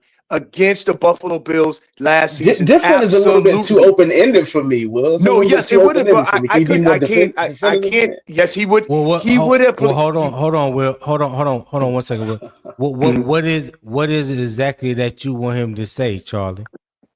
No, I just want him to be more definitive with that. The outcome would have been different. I mean, this shit could have been a lot worse then, right? Like, how am I supposed to take that? Yeah. Well, let me because I see that question can lead to something totally different. Talking about a game last year. Let's just stick with the game that happened Saturday, because whether Bryce would have gotten that game against Buffalo and what the outcome would have been, it doesn't even matter right now. Let's stick to what we're talking about. Yeah, Omar makes a good point Saturday. in chat too. All right. Yeah. All right, y'all. But look, Tony, you're gonna be. Yeah. Thank God for you, man. I might have to drop something in a super chat or something, but I'm gonna have you on in the background while I get through this work. At least these first few hours. Yeah, it should be smooth. Make it till noon. It'll be a good day. So, real good. Yeah. Appreciate you, Tom. Appreciate you, Will. Everybody up here on the panel. Appreciate you too, my guy. Hey, appreciate take care. Have a good morning. Have a good morning. All right, y'all. All right. Peace. Zip, hold on. Hey, Ronnie, hold on 1 second. Let me bring up Pewter, because he was in backstage before you. But Zip, talk to me, dog. What's going on? Man, really, I was enjoying the conversation, Tony, until I heard the name Haynes King brought up. And I just thought I'd come up here and I just thought I'd come up here and say my piece. Unfortunately, Charlie hauled ass before he can, hear face to face what I had to say. But my thing is, what I saw in the last preseason game that we played against the Bills was I saw a hungry defense from the 1s to the 2s to the 3s. When we talk about Haynes King and his performance, we can't take anything away from what he did against the Cardinals. He had a great game. But if we're being completely honest, across the board, the Bills is a much better football team. And I just don't understand. I just don't understand the anything outside of saying Haynes King had a good performance in the Hall of Fame game. I don't understand why people keep wanting to insert him into something that at this point in Carolina with the Carolina Panthers has absolutely nothing to do with Haynes King. We're still in the process of evaluating Bryce Young and, in the process of looking at whether this contract is worthy or how much to pay him in particular. And people keep wanting to talk about Haynes King. I just don't understand it. Okay. Hold on real quick.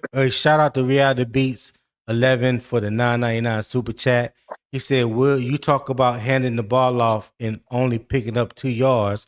When Bryce handed the ball off, it was no pizzazz in it. You could see it from a mile away. He put no effort in a simple handoff.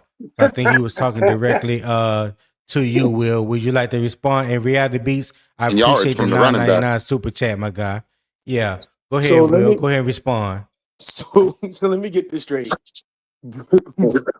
Bryce Young was supposed to back up and do a dance or peer away, or was he using a bayonet? I don't understand this.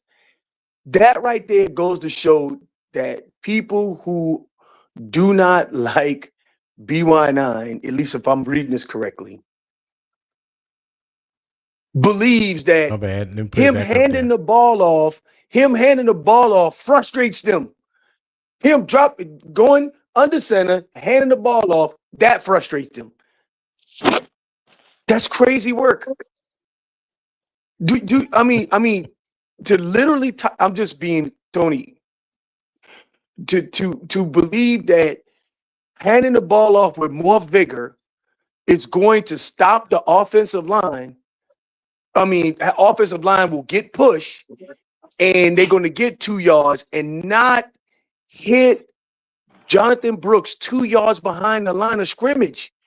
How has that got anything to do with Bryce Young handing the ball off to Jonathan Brooks? How? It doesn't make sense. I mean, I'm sorry. That one right there, Boom, blew my mind. Sorry. I'm just here to pass the message on, man. Hey, Reality Beats, again, man, I definitely appreciate your 9.99 super chat, my guy. You always supporting the channel and Yeah, looking thanks. out. Hey, I appreciate it. Hold on, I appreciate it if you guys would scan the QR code at the top right and support the channel, man. If you're enjoying the conversation this morning, enjoying the energy and debate, hey, scan the QR code at the top right, support the show. Make a small donation. I would greatly appreciate it. It definitely goes back into the channel, so I continue to bring you guys good content Monday through Friday at 7 a.m. Eastern time. There's also a pinned comment in my YouTube chat at the top. You can click that. It will take you to my PayPal. You don't have to have PayPal. Just open the link, pull out your trusted debit card, make a little small donation, and let me know when you do so I can properly shout you out on the channels, because I'm not trying to give nobody government name out. I won't do that. But yeah, definitely appreciate you guys if you would support the channel. All right. And if you haven't subscribed to the channel, that's the wrong one.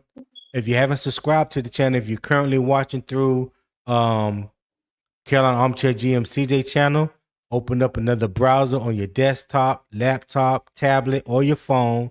Go to youtube.com/@UO Sports Talk. All right. Turn the post notification bell, select all, that way you'll be made aware when I do go live every Monday through Friday, 7 a.m. Eastern Standard Time. And there's also a shortcut to it as well. I'm going to post a link in the chat. You can click on the avatar of UO Sports Talk, and it will take you directly to the channel, and you can subscribe that way. All right, I greatly appreciate it. Pewter, what's going on? What's up? What's up, guys? What's up, fellas? I just wanted Man, to speak on a little bit about this because I hear how you guys are going on with the Haynes and the we kind of not really having the same discussion, but there's whispers of the same thing with Jaelan Daniels and over there with the Bucks. Remember what I was telling you that how people are kind of looking at him. But um, I wanted to yeah. speak about the preseason because there's not a lot of people have the debate about how much does a preseason matter. When you look at the quarterback position, right? I think there's a Mm-hmm. lot more than you can evaluate when it comes to the quarterback position in preseason. You're pretty much asked to, you know, run the system to the basic form as far as there's not much going on like in a regular season where you're pretty much just like, okay, this is the route scheme against cover two. What's your answer? This is the route scheme versus cover three that they're showing you in preseason games. What's your answer? Can Mm-hmm. you sustain a drive? You're looking at a lot more at physical attributes, right? Like your throws. What kind of throws can you make? How do you look in the pocket when it breaks down, and all these little things that when you get into the regular season, the schemes be a lot more hidden and a lot more. Oh, they're playing this, but they're actually playing this, and it's a lot harder. Even like for Tyler Shug for the Saints, like I tell them all the time, like they don't even have a whole season on them yet. Like there's they still got to get a whole season and then come back with okay, he likes to do this, let's take this away from him that he likes to do, let's see if he can survive now. Like Yeah. they still haven't even gotten that far with Tyler Shug. So there's still a lot of answers to be answered with King. The other side of the coin is the test that he was given in preseason. He kind of passed with flying colors. He did a really good job running the offense. Here's the part that I feel that a lot of those people, I don't know if you guys want to call them Bryce haters, or just some of them are not Bryce haters. They're just they just evaluating the guy.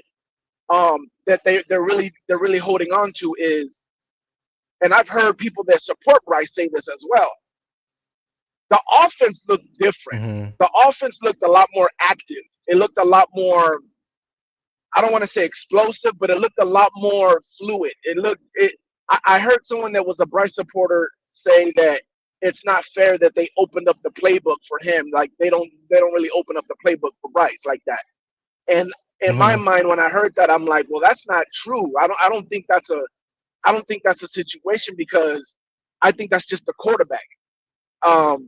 If you look at Dave Canellis's system, people say that it's different than what he ran with Tampa Bay, and it's not. I think Baker just ran it a lot more better than how Bryce is running it, and it kind of looked more similar with King. The way he was running it was more similar to Baker. So I think that's the part that a lot of these people are like, oh, like throw away Bryce. Let's try with King. There is, like I said, there is a whole nother side of the NFL that King hasn't even tasted yet, that he might not even be able to survive the way Bryce is able to survive. But if he is, the offense does look a little bit different. It kind of reminds me of the difference of when Jimmy Garoppolo was with Kyle Shanahan, and when you saw Brock Purdy come in, and it kind of looked like, oh, he trusts Brock, like Kyle Shanahan trusts Brock Purdy a little bit more. It looks a little bit more explosive, looks a little bit more fluent.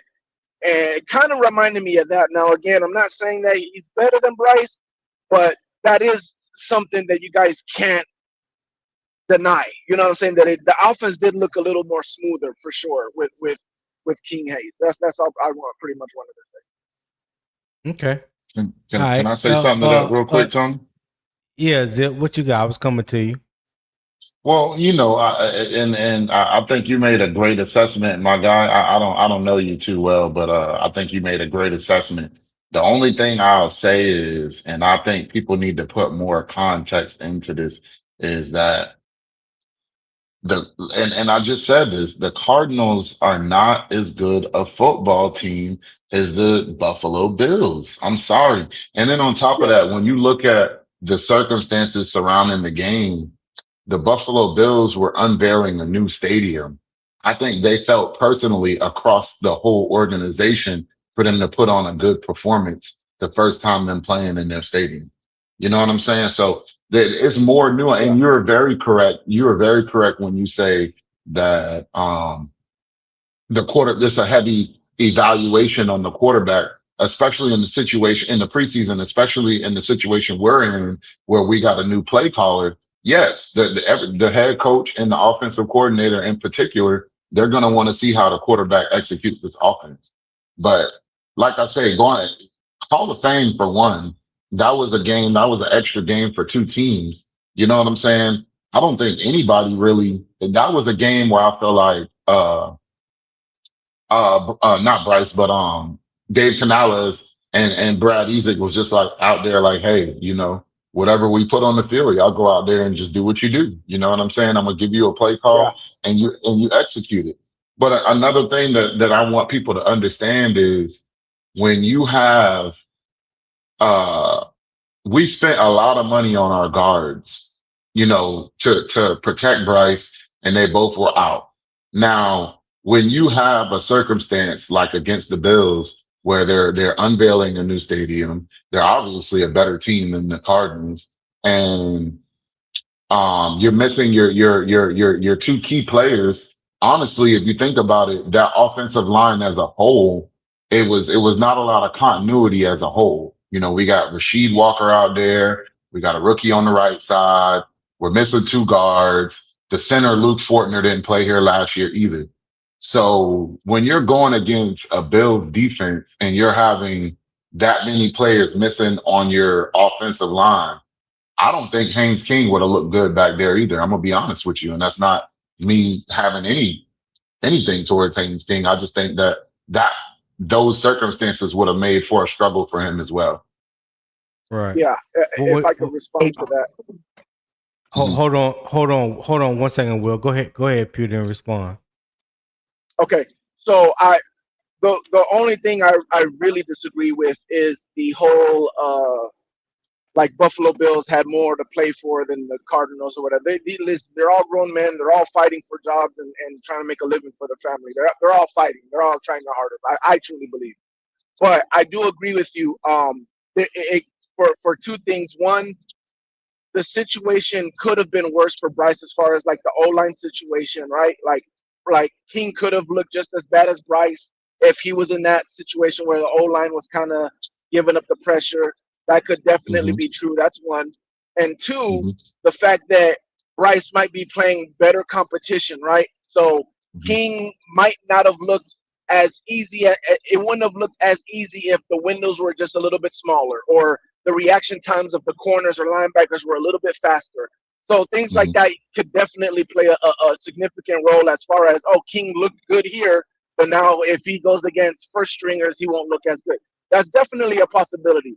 But what I would say is still what people are going to compare the most is there's a lot more unknown with King, and there's a lot less unknown with Bryce as far as what you would consider his ceiling. Now, not to say that we know what his ceiling is, but because there's a lot less answers for Bryce, we kind of feel like you know where the ceiling's at.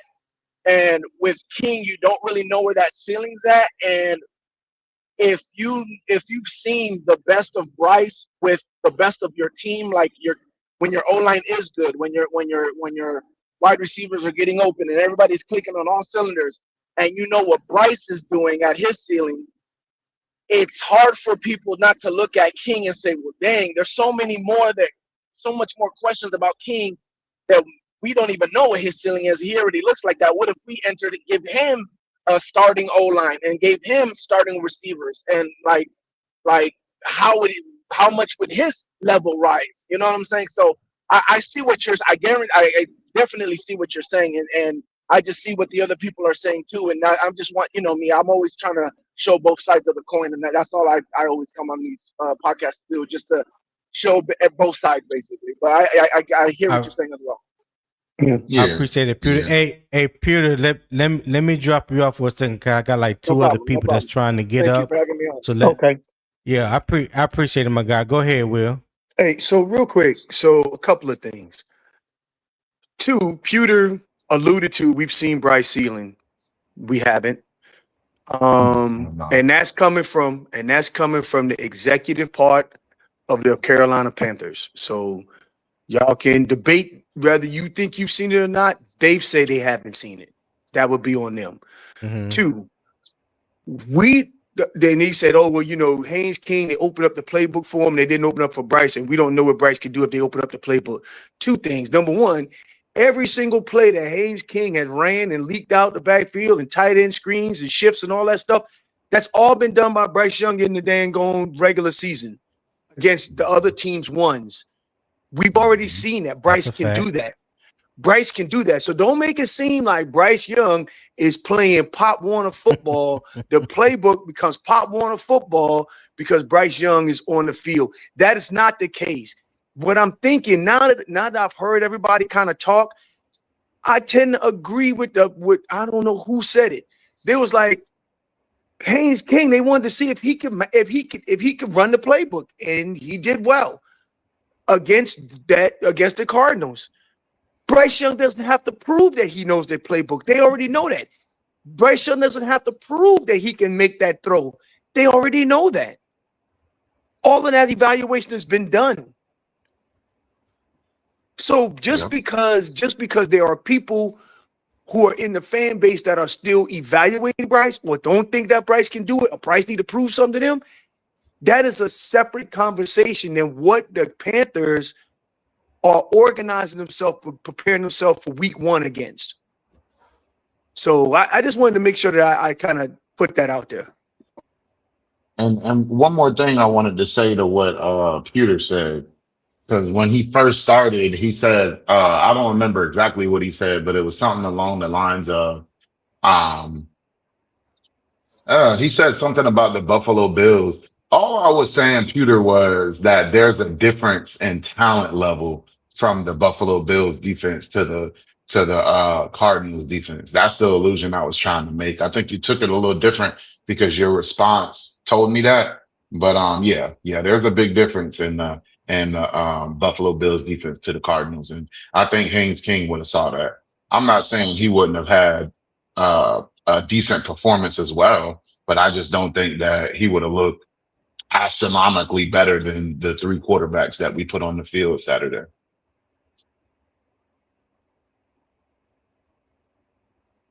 That's all I'm saying. Hey, well, Tony might be busy right now. Good morning, fellas. I hope y'all are doing well, man. What up, Red? What up, Red? What's good? What's good? My bad, fellas. I had a phone call. Red Swan, what's going on, my guy? Man, I'm doing good, Greek, Will, Zip. I hope y'all are doing good this morning, man. Yeah, Red. Hey, hold on. Say, Yeah. Hold on, Red. Before you go ahead, Zip, and say what you want to say, because I got like 2 other people that's trying to get on. Okay. No, I just wanted to tell Red, good to hear his voice this morning, because last time we heard him, he said he had some personal stuff going on and he was going to, be in the shadows a little bit. So just good to hear your voice this morning, brother. Thank you, brother. No problem. I'll jump down if you need me to, Tony. Yeah, just for a minute, because I got like two people trying to get up. So I would appreciate it, dog. No problem, right, Tony. No problem, man. All right. Go ahead, Swan. Yeah, hey Tony, joining the show this morning, and I appreciate you for having me up. Thank you.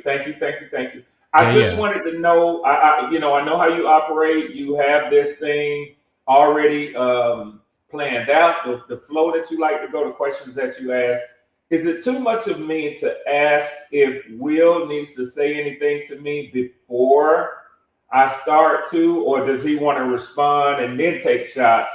But if and Tony, Will probably knows where I'm going better than the listening public, because what tends to What tends to happen is if I come in being critical, then he's gonna tell me, mind your own effing business. So just in case Will wants to go ahead and set the stage for how I shouldn't make comments, I'd like to address them because I wasn't pleased at all with what I saw from, in particular, my starters, offensively nor defensively. I was really, really disappointed. I thought they should have given a better showing, regardless of who they were going against. I just expected more from my starting offense. So, I mean, we kind of sort of had a little back and forth with this yesterday. I know that you don't care for what happened in other spaces, Tony. But Will might want to, just saying, Tony, he might want to go on and hit me upside the head before I get started this morning. Go ahead, Will. If you want to, if you have anything to say or respond to what Red Swarm is talking about. Yeah, real quick. So 2 things I'd like to say. One is, I need everybody to fairly report. I need to report to your listening audience, Tony, that Chandler Zavala had a PFF score grade of 0 2 times when he was our starting interior guard. A PFF score of 0. Didn't he have a 0 against Arizona? I think he had a 0 against the Cardinals that year. A grading score of 0. Why is he still in? Why does he still have a jersey? It is insane to me.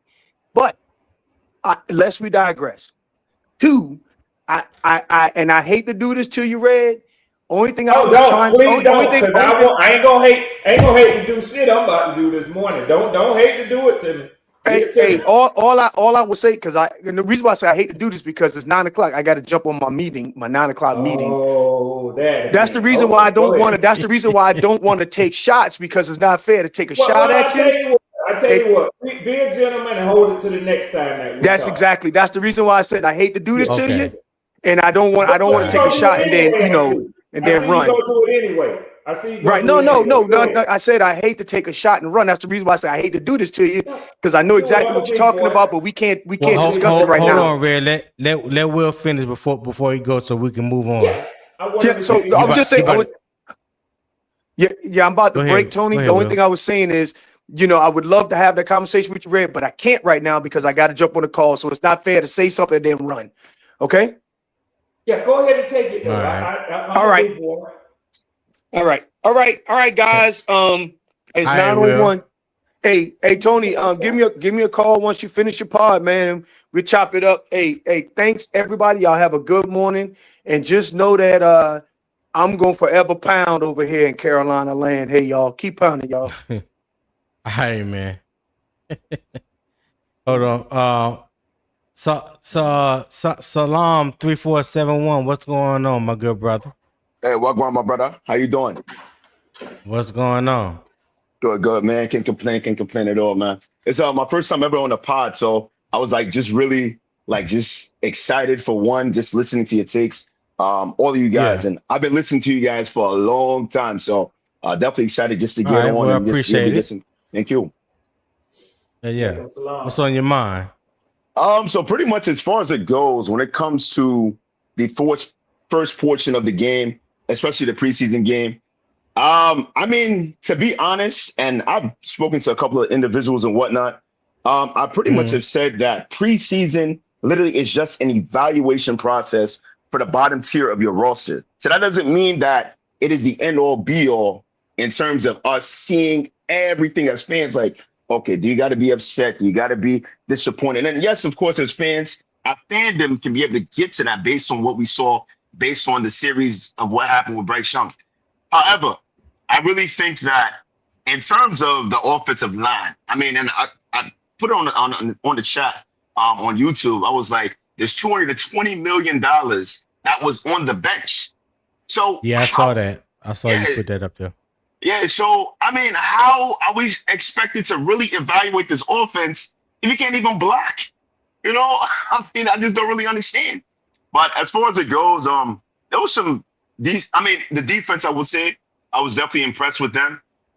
Definitely the pressure, Jaelan Phillips. I'm excited for him. I think, in my personal opinion, he's going to have a career year really quick. Saw a couple of good plays from some of the backups. Cam Gill had some good pressure. I enjoyed Princely. I think he's starting to step up, and I think he's starting to improve his game. And I think he's starting to really take into context on what he needs to do if he really wants to solidify himself in his team. Okay. All right. I appreciate that. Go ahead, Red. What you got? Yeah, so Tony, I think and I don't know what your last question was, so I could stay with where you are. But I will say this, what I've heard this morning, that and Salam is kind of, on the heels of what Ronnie said and that sort of thing, evaluation of the bottom of your roster. The preseason is about so much more than that. It is an opportunity for players who've been at vacation with all this beautiful money that they earn to play a game that they love to play, to come in, work their bodies into shape or callous themselves for the season ahead, and also to get into playing shape. And that means effort, everything. I think what I'm hearing this morning is something that y'all clearly saw, that your starters had a lackluster effort against a number one team. The Buffalo Bills are that caliber of team. And I think that you should really be concerned, not whether Haynes King matched up well against, in my opinion, what is sort of like a same level Arizona Cardinals team, but that your first team really looked like they were outmatched by a first place Buffalo Bills. You guys are going to be playing a first place schedule this year. That's the level of competition that you're going to be facing week in and week out as such. And you really just look outmatched against Buffalo.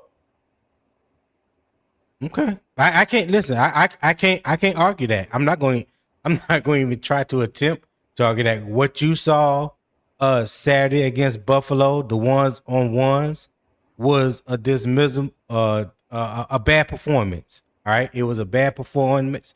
There's no way to attempt to sugarcoat it, right? The ones look bad as an offense. There's to me, in my opinion, there's no one person to blame. I think we just look bad as a unit. Okay. Whether you want to say it's the play calling, the quarterback, the offensive line, the receivers not running they route, the offensive line not making a hole for the running back, what have you. All that was on full display for those 9 plays, those 3 series for everybody to see. Can't act like I didn't see that. I ain't gonna act like that. That's not how I get down. So, but there's also enough evidence, I do believe, to say that when we do have everyone healthy and in the regular season, we have seen a better performance from our ones against teams that was quote unquote more talented than us, was better than us, quote unquote. So it's not like we never seen it before. It's not like we don't know it can happen. Did it happen Saturday? Absolutely not. Is that the end all be all to what our team will be when week 1 rolls around? Absolutely not. All right. But again, we dealing with Saturday. So Saturday, yes, we looked horrible as a unit from our ones from an offensive standpoint. Go ahead. Salon, was there anything? Who's that? Who do I have on stage? Oh, Nick. What's going on, Nick? What's up, Tone? What's going on, fellas? Good morning. What's up, What's Nicky? going on, good my morning, guy? What's Martha. How happening? you What's doing? happening? What's happening? What you got for me this morning? Talk to me, dog. You know, rough outing. Absolutely, can't lie about that. Yeah. The offense first team. What was it? 9 plays they ran. Tone. Didn't look too Yeah, hot. 9 plays. Yeah, it didn't look too hot. Obviously, I mean, I know you saw what I saw, which is offensive linemen getting beat like immediately at the point of attack, like literally immediately. Mm-hmm. That has nothing to do with how Bryce looked. It's just about it's a Carolina Panthers problem. I'm not going to go just strictly with Bryce. This is a Yeah. Panther problem. We looked like crap. Now, historically, I like to remind Panther fans, besides a couple John Fox, couple Ron Rivera, and that one Matt Rule year, we are historically a bad team in the preseason. We never do well in the preseason, one with how we execute, nor with how we game plan. One thing that stuck out to me in this preseason game was not just the defense looked. I don't know what the hell Evero was doing, because when I go back and look at the play calling, I mean, clearly he was trying some new stuff out, but the fact that we had Bills wide receivers like dead wide open, like it's not like Mm-hmm. Josh Allen was out there diming us up. Like dudes were wide open. I think that the Bryce obviously struggled with the lack of guard play, but listen, I want to remind Panther fans and football fans in general, there is a changing of the tide going on in the NFL now. What I mean by that is in preseasons now, teams emphasize joint practices more than the actual game. Why? One, because play callers don't get to put out what they want to really do on film, where a team could actually watch how a team is calling plays on a Friday night, on a Saturday night. Whereas in a joint practice, that is a closed setting. And these offensive guys are still getting valuable reps. Granted, the intensity is almost as like a game, but they're not trying to hit each other that hard. You know what I mean? So Yeah. we just saw with the Jaguars and Saints, they just had joint practices and none of the starters played in a preseason game. So I just want to keep Panther fans mindful that, we have joint practices with Jacksonville coming up. Don't be surprised if the starters don't play that much in preseason. So I just want Panther fans to be mindful of that. Yeah, I got you. So, Solomon, was there something else that you wanted to say? Yeah, I was pretty much also agreeing with Nick too as well. While saying basically to Red, where literally the joint Oh, hold practice. that. Hold that thought. I apologize. Shout out to young Freddie J with the 199 super chat. He said, "Good morning, fellas. Good morning, Good Freddie. morning, Freddie Thank you for J. tapping in as always, my guy. Hey, listen, we've been in here for over 2 hours now. I need someone to show love to the channel, support the channel. There's the QR code at the top right. Scan it. There's a pinned comment in the YouTube chat at the top. You can also click that link. It will take you to the PayPal. We're having great conversation, great debate, great energy, and great vibes that we're bringing to you this Monday morning. I would greatly appreciate if you show love back to the channel. All right. My daily goal is $25 each and every day. Just $25. Not trying to pay the rent or anything like that. But if you appreciate what I'm bringing to you, show your appreciation by donating to the channel. All right. I greatly appreciate it. For the ones that are watching through Carolina Armchair GM CJ channel, if you have not subscribed to my channel, which is Unbiased Opinion Sports Talk, open up a browser on your laptop, desktop, tablet, or your phone. Go to youtube.com/@UO Sports Talk. All right. youtube.com/@UO Sports Talk. Or if you see my avatar in the chat, you can click on the avatar. It will also take you directly to the channel and you can subscribe that way. I greatly appreciate it. I'm here Monday through Friday, 7 a.m. Eastern time. All right. Go ahead, Salman. So yeah, Salam. you're good, brother. So yeah, I pretty much wanted to just go into detail with the joint practices as well, like what Nick was saying. Joint practices are extremely intense and intensive to where you could be able to be in a bunch of different scenarios to see where your team lacks luster at. So literally, if it's wide receivers, if it's on the defense, if special teams, literally you can be able to have a thorough evaluation just to really be able to see what do I need to improve on with another group of individuals who are trying to also be victorious as well. I think really when it comes to also looking at the overall complexity of the team, I think we can really see that we do struggle in several areas. I was a little surprised at Corey Thornton, a little disappointed at him because I was expecting a little bit more. Bretta was getting beaten at one point, getting flags, stuff of that nature. And then also just a factor of us improving the running game. The running game, I was a little disappointed in that too as well. But then again, the Cardinals game, that was much more of a different series of opponents, especially with Arizona versus Buffalo. But ultimately, though, I'm still excited for the season regardless.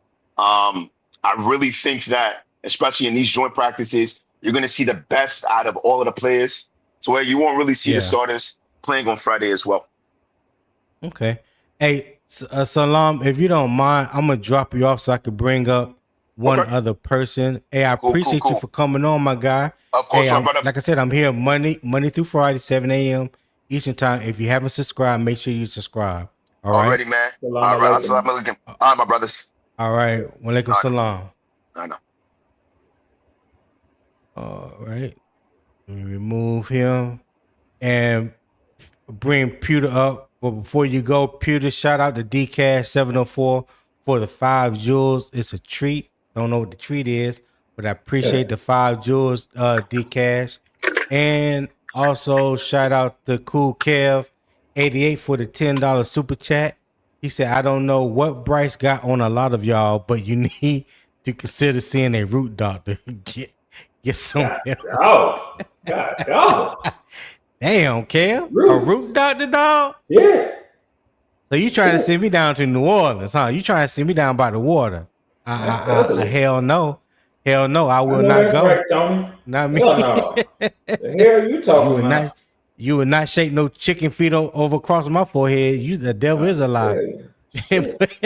Hey, appreciate Cool Care for that $10 super chat, my guy. Go ahead, Peter. What's happening? So I wanted one thing I wanted to add on to what Red was saying about as far as looking the way you guys looked against a first place team or whatever. I just wanted to add this one thing because I don't think anybody's gonna think to bring it up or want to bring it up. But also, you guys had a Hall of Fame game, so you guys are like a whole week ahead of you. Basically, you guys and the Cardinals are a whole week ahead of training camp, ahead of everybody else. They As don't far they as don't like they don't want to hear preparation and that, stuff like Pewter. that. They Yeah. don't want to hear So I that, just wanted Pewter. to bring that part up. But also, as far as the joint practices, that doesn't really take away from, because I do agree that uh, coaches are liking the joint practices more than preseason games, but it doesn't take away how important preseason games are.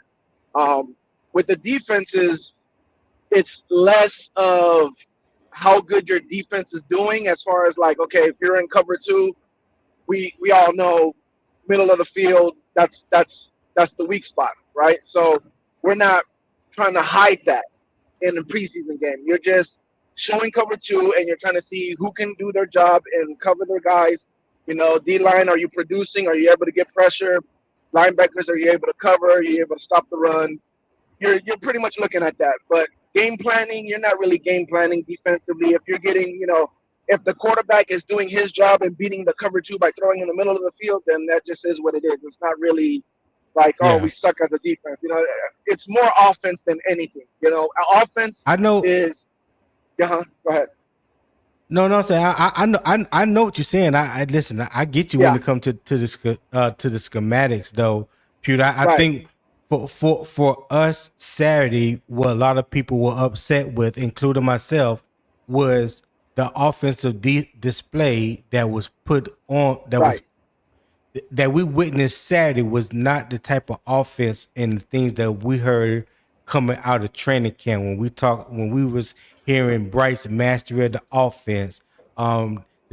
Nobody can check the wide receivers. Everything, the offense was dominating the defense. Like, we heard so much good news and this and that, and then for them to go out there and look like that, in my opinion, change up the game plan and do completely opposite of what they have been working on and things like that in training camp, it was very disappointing.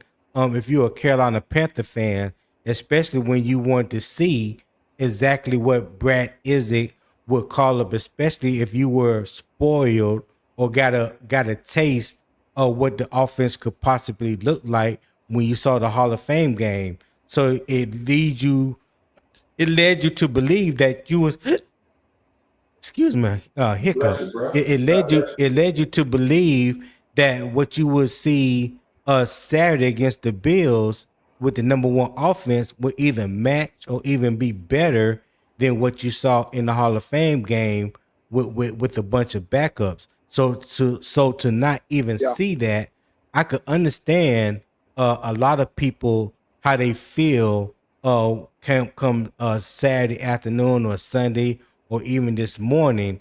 Like I always say, and like I've always said, people tend to want to point a finger at one particular player instead of putting it in proper context and looking at it as a whole. It's always one person when we lose or when we don't play good, but it's never that one person when we play good. You know what I'm saying? It's never that. So it's not the same. It's not the same type of evaluation on the Panthers across the board. So that has always been my position. But Saturday, just basically talking about Saturday, yes, the offense looked a shell of itself. I don't believe that what we saw is what we would see in the regular season. I don't care who's calling the plays, whether it's Brad Isaac or Dave Canales. But what we saw Saturday definitely was enough to make people upset, mad, pissed off, want to throw in their towel or whatever the case may be. I get it. Go ahead, Pewter. Well, usually when teams play their starters this early in the preseason, it's usually because the joint practice didn't go so well. So maybe, I don't know. I'm not saying it didn't or did or whatever, but maybe you guys should watch who's giving you guys information from training camp. You know what I'm saying? Like, maybe they're not knowing either one, they're not knowing what they're seeing, or two, the organization is telling them, hey, put this out, or you know what I'm saying, I don't want you to put that out, or put the good stuff out. I understand what you're saying, but there's some very credible people that we have, reporters for the Panthers that we listen to and that we have trusted on a daily basis for a number of years. So I don't think those people are the type people that would just go out and just put out anything. I'm not saying that not all of them, but I know there are some that in our community that we do trust. They give us factual information. So I don't think what they are putting out was just false, because it was not only just from the reporters, but not only from the coaches, but also from the players, offensively and defensively. So I don't think that's even an issue when it comes to that. Go ahead, Can I Red. chime in, Tony? So, to that, Peter, two things can be true. They don't have to be putting out false or misleading information for us to understand as football fans that an offensive line and a defensive line in 11-on-11s when you're going in camp against one another are not going to give their full effort, because they know they can't touch that quarterback. They know that there's a circle around him. So it goes up a notch when you go against a Buffalo Bills or Denver Broncos or another defense that gets to put him on his ass in a preseason game. So what I'm saying is, regardless of what you hear coming out of camp. That's friendly fire, that's team on team. Now, when you get an opponent, that's why it's important for coaches, and they will tell you, whether it be in scrimmages or in preseason, to evaluate their team against a different color jersey. So it's a truer indication of where you are. I have gone on record of saying I would much rather see what I saw out of my team week 1 of preseason than week 3 of preseason. Because at least week 1 of preseason, you can identify those issues and you got time to fix them, to harden them up. If it's still happening in week 3 of preseason, you got some issues that you probably ain't gonna be able to get ready. You know what I'm saying, Tony? So that's facts. Yeah, you short on time then. I'd rather see my baby show out in public in the grocery store when they 3 rather than when they 15. Because let me stop. I don't want to get my children grown. I can tear that ass up when they was 3. You know what I'm saying? I got a son that's 28, that's 6'4", 240 pounds. I can talk to him at this point. If he out there embarrassing me and his mama, you know what I'm saying? I can kind of talk to him, but it ain't no hands on no more. Well, I still put hands on him, but it might not turn out the way I think it's going to turn out. You see what I'm saying? But you listen, I wanted to make a point. I wish, is Tri-State still up here? No, he gone. Okay. He was having audio problems, yeah. Okay, so he mentioned a couple of things, and I had this discussion too, man. Tony, I don't know what it is, man. Damn it. All right, I'm gonna say this and I'm gonna move quickly because I get criticized for being long-winded. I hear repeated blaming of the defense. Maybe we can come back to that. But listen, why couldn't Bryce Young, and I hear blaming of the offensive line, why couldn't he get into their ass for letting that pocket close on him like he got into the receivers in training camp that they showed all over y'all social media? That's a good question. You know what I'm saying? A true leader can say to those guys, hey, y'all need to even if it's him pumping his fist in a downward motion to show some enthusiasm. If you like the enthusiasm that he showed at camp, why wouldn't he give you that same image, you know what I'm saying, in a preseason game when it's not working? But then the blaming of the defense, let me say this. Your defense played more up to their standard than your offense did. Let me say that again. Your defense played more up to their standard, regardless of what your eyes witnessed. Then your offense played up to their standard. Last year, Buffalo's defense. Well, let me see. Last year, Buffalo's offense scored 28 points a game. They put up 29 against y'all. Your defense held them to what they typically do offensively. Well, now let's again. So, like I said about context, let's put it in context. We're talking about a game in where Buffalo not only play their ones, they play their twos and their threes as well. The ones didn't score all their points Saturday. So that's a fact. Yeah, they didn't score it, but I get what you're saying. At the end of the day, our defense did do a better showing than the offense. I don't think there's any question about that whatsoever. Like, so let me just say this, and y'all tell me what y'all think. In the chat, on the panel, if you watch the game. Offensively, going into the game, I said there was two things that I wanted to see. I wanted to see how Monroe Freeling will do at right tackle, being this his first game playing on the right side in the NFL, and I wanted to see Jonathan Brooks make it out of the game healthy. That's what I wanted to get out of the offense. Defensively, I wanted to see if we can get home with 4. I wanted to see if we can apply some pressure. All right. That's what I wanted to see from the defense. I wanted to basically see how Jaelan Phillips and Devin Lloyd would do, with the first team, with the first team defense in their first game. I was highly impressed with Devin Lloyd and Jaelan Phillips. They got home with pressure with 4. They got a sack on Josh Allen, Princely Umami Ellen surprised the hell out of me. He did a complete 180 from the Arizona game. I mean, he was all over the place.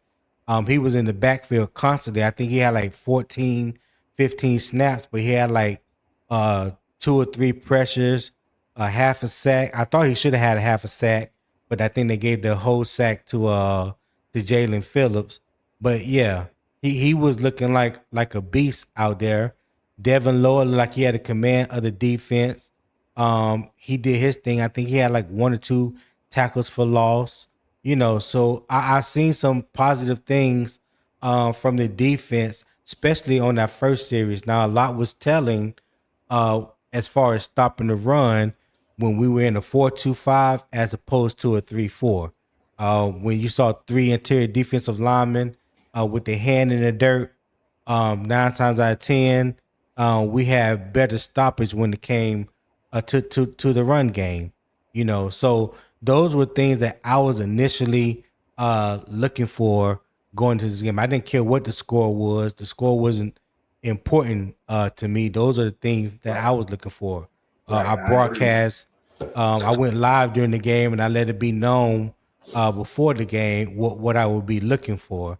So yeah, when it came to those things I was impressed with. I also mentioned earlier in the week, I mentioned a couple times, how well could the back end stay connected if Josh Allen was to escape or extend the play? Well, we found out real quick, if you're not connected, you're probably going to throw a touchdown on you or run one. In this case, he threw one. Why? Because our back end wasn't connected. Damo, what's going on? What's going on, Tony? I appreciate you introducing me. I didn't want to, I love your channel. I love to be very respectful. Yeah. So, I hate on you, Damo. And you know I hate on you, Red. You know I was trying to hold it in. You know I got love for you, but I hate you at the same time. Yes, sir. My boy. I love to see you, Damo. And y'all kind of over the funk I feel like I've been in. Y'all know I be complaining about I wanted to kind of answer your question. I kind of wanted to give you my take on what I've seen from the game, and then I have an actual question for actually the panel, specifically you, Red, and maybe even specifically for Tony, and then possibly even you, Red, because I know you guys are a little older than me in the game, so maybe about like 5 years, because I'm 71. So I seen. Well, you about 20 years older than me. You can hush that Yeah. nonsense. Yes, sir. Well, I Yeah. seen. I've been wanting D-line, right? I've been wanting the D-line to step up. They definitely told me to be quiet because they definitely outplayed everybody on our team. So shout out to the defense as far as the D-line goes. I did like to see Devin Lloyd. I love Jackson Kawach, right? My question more so is like this. Before I ask my question, this is what I want to say. I don't think the Buffalo, either the Buffalo Bills line isn't all that, and they just have good coordinators and they have good execution, or our defensive line is that. And we're going to see that with the weeks to come, right? Because I'm saying this, they were getting home on Josh Allen, but they were also still making plays on us. So that's kind of what I want to see from our offense. Even though we had a bunch of new guys out there, it's like, can our offensive line, even with a makeshift line, can we go out there and what's the word? Can we handle our own adversity? Can we change outcomes out there from between the down and distance and all that, right? Can we also move the ball even though we know these guys can bring pressure? So that's like a question. But my main question to you is, what does Cam Gill have to do, bro, to make this team? Like, what does he have to do? Whose job is on the line? Well, I'll answer that question. I asked the latter one first about Cam Gill. This is Cam Gill second time with the Panthers. He was with us before, released, whatnot. He was a defensive player in the UFL. This year, I think he had like 10 sacks in 11 games. Played outstanding.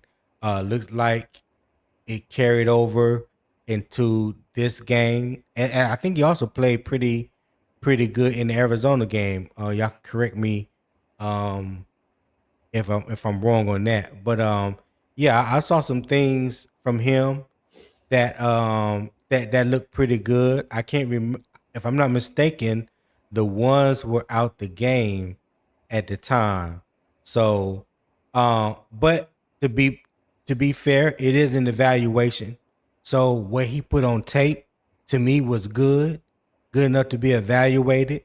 I don't know where he will fall in the pecking order as far as outside linebackers. I don't know if they already have that position established in their mind. They did release Nick Hampton like a week or two ago, so there may be somewhere for him to slide in. And because you got Pat Jones, JJ Phillips, Prince Umami Ellen,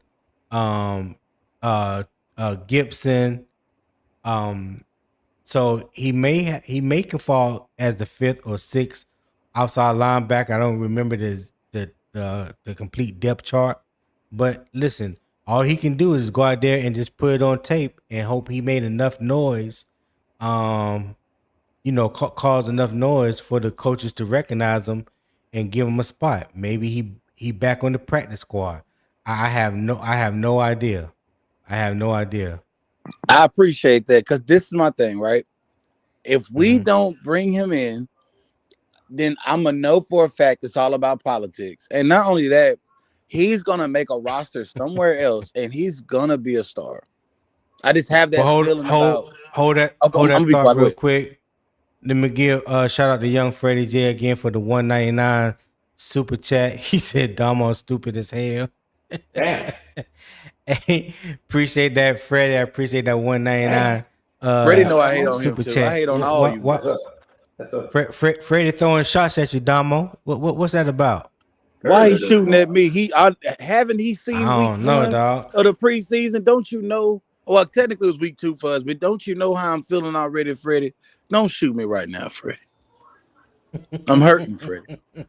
I got guys I want to make the squad, and I don't want it to be. I want us to be so good, y'all. What I see for us is, can we be the team like the Patriots? These guys were before. The way they became a dynasty was like, yo, if you played well, you got put on the field, man. Like, I am so tired of sitting there. We can't keep developing everybody and you want to win. You can't keep having developmental players on the field and you want to win. It's got to get to the point where, are you developed enough and are you ready? It's a yes or no thing. Because it's like, y'all guys are some of y'all ex-military, right? Like, You don't get ready when they drop you out there. You do the preparation before you hit the battlefield, man. That's a fact.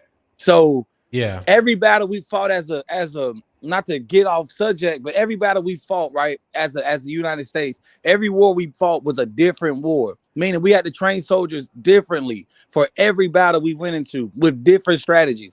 I'm just asking the Carolina Panthers to prepare for this war better. Have guys that are already ready now.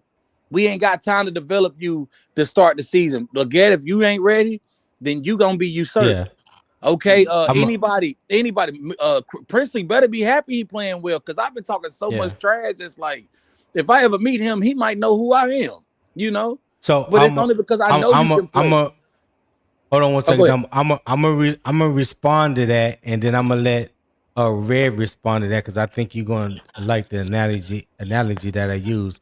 But yes, shout sir. out Eternal for the 5 jewels, the treat, and I think he's saying it again. Shout out to Eternal for another 5 jewels, the treat. All right.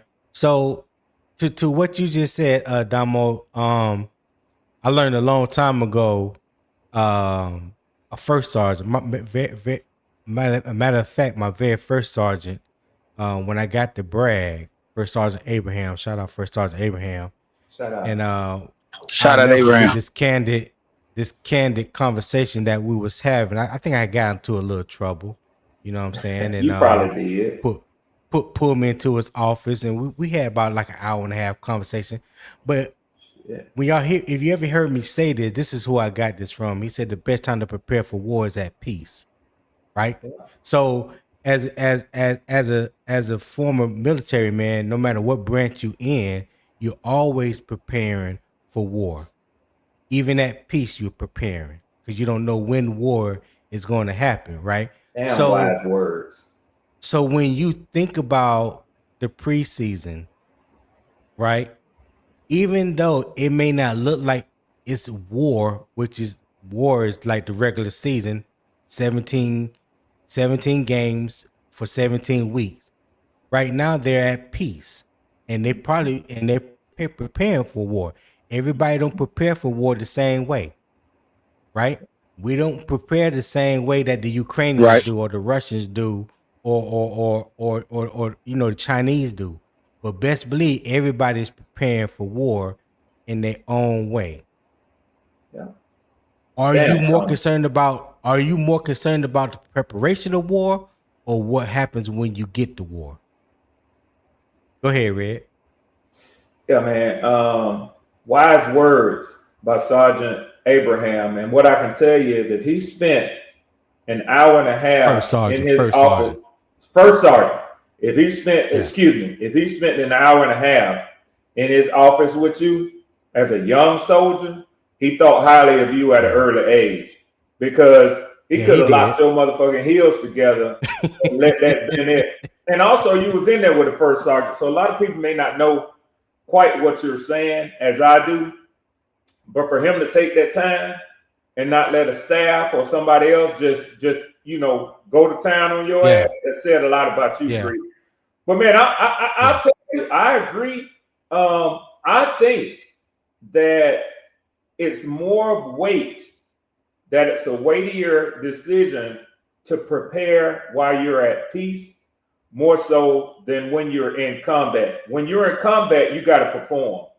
It's not about it's not about preparation when you get out there on that damn battlefield. Oh, it might be a little bit too late. You know what I'm saying? But when those bullets start flying, I done seen some motherfuckers and probably slept there, to be honest. Yeah. Hey, talk about it, Red. It ain't no traces going over your head. It's gonna be something else. No, sir. So y'all telling me when the bullets start flying, Tony, I can't get up and run. When you see that sky lit up, let one of them hit your ass, and they gonna be sending your family a flag. That's all I can tell you. Yes, sir. Y'all finna get a flag. Yeah. So when the bullets start flying, Red, I can't be like, hold on, Red and Tony, I'm gonna be right back. No, sir. No, sir. No. Okay. No. Unless you want to catch one. Unless you want to catch one in the back. I ain't want to say that. Let me hush, Tony. But I'm gonna hit y'all with. I'm gonna be right back. I'm gonna be right back. Right back. No, you won't. No, you Yeah, won't. no, you No, won't. you won't. We No, know you better. won't. Yeah, we know better. We know better. You damn right you won't. But that's what we're gonna look like week 1, Uh, y'all. If we come out there not ready, we can't go. Ain't no going back. Where you going? No, Look ain't at. no Come going over here and back. sit down. Ain't no No, going back. but you bring forth a very good point though, Damo. Like, let me say it like this. I think it's too early to jump out the car right now with no helmet on and assume that we're going to look like this week 1. I think that is just too early, Back to right? what I I agree. said. I agree Tony. with you, bro. Back to what I said. Just You too rather see early. it now. You rather see it Right. now. Right. So I'm not saying that people don't have the right to feel how they feel. Listen, I'm not here to try to tell nobody to feel how they feel. I'm just saying for me, watching the game that I love for as long as I've been watching it and understanding it, I think it's too early to feel all these negative thoughts and willing or wanting to throw the season out the window because of you had a bad non-play performance. Was it a bad performance? Absolutely. There's no question about it. Ain't gonna never try to make no excuses for it. It happens. It is what it is. But if you want to just base what the regulars let's forget about the regular season. We still got 2 more preseason games to go. That's right. It wasn't the last preseason game, and then next week we play in Chicago. No, we still got 2 more regular season games to go. Then we get to the regular season. So technically, you got about about 3.5 weeks. Yeah, because 3 they take weeks a break. before the They take regular a break after before that last preseason. right. Yeah. So Technically, though, you got 4 But weeks though. they have a whole other week of practice before the with no before the games. regular season starts. That's right. That's Right. right. Yep. Yeah. So I mean, technically, whatever needs to be fixed, I'm just going to assume that we are going to get those things corrected. That's my biggest hope, that we get those things corrected. People that need to be healthy, I'm wishing and hoping that they'll be healthy come week 1. People that need to be gone, I'm wishing they ass will be gone. You know what I'm saying? So when come week 1, we got exactly who we need and what we need to face Chicago and hopefully start the season off 1-0. But yeah, after the first preseason game that the starters played nine plays, yeah, for me, I ain't jumping out the window on that. And Tony, I'm gonna say this real quick. I gotta run into a meeting like Will, but I'm gonna tell y'all something, man. That's why I always say it's preseason. Because you know what? Buffalo Bills fans is probably jumping out the window today. Denver Broncos. Now, they probably have a right to expect to see similar to what they saw based on who their teams have been for a number of years. Let's keep it 100 with this thing. But if hold on 1 second, Red. Hey, Real the Beast, if you talking about this super chat, I did read this super chat. Yeah, I don't miss no super chats. Matter of fact, Will he talked about this. So I don't know if you lost contact, but yeah, I read your last super chat, my guy. Yeah, go ahead, Red. Yeah, I just want to say this, and then I hate to run, Tony, but I want to jump into a meeting here as well, man, team meeting. But man, and I have to say this because I'm so glad that you said prior to your live watch yesterday, man, listen, it's the preseason. Don't read too much into it. If the team plays well or if they play poorly, it's the preseason. So, and it's just for coaches to get an idea of where the team is. Hey, your squad as well as my squad got a chance to witness. We got a ways to go.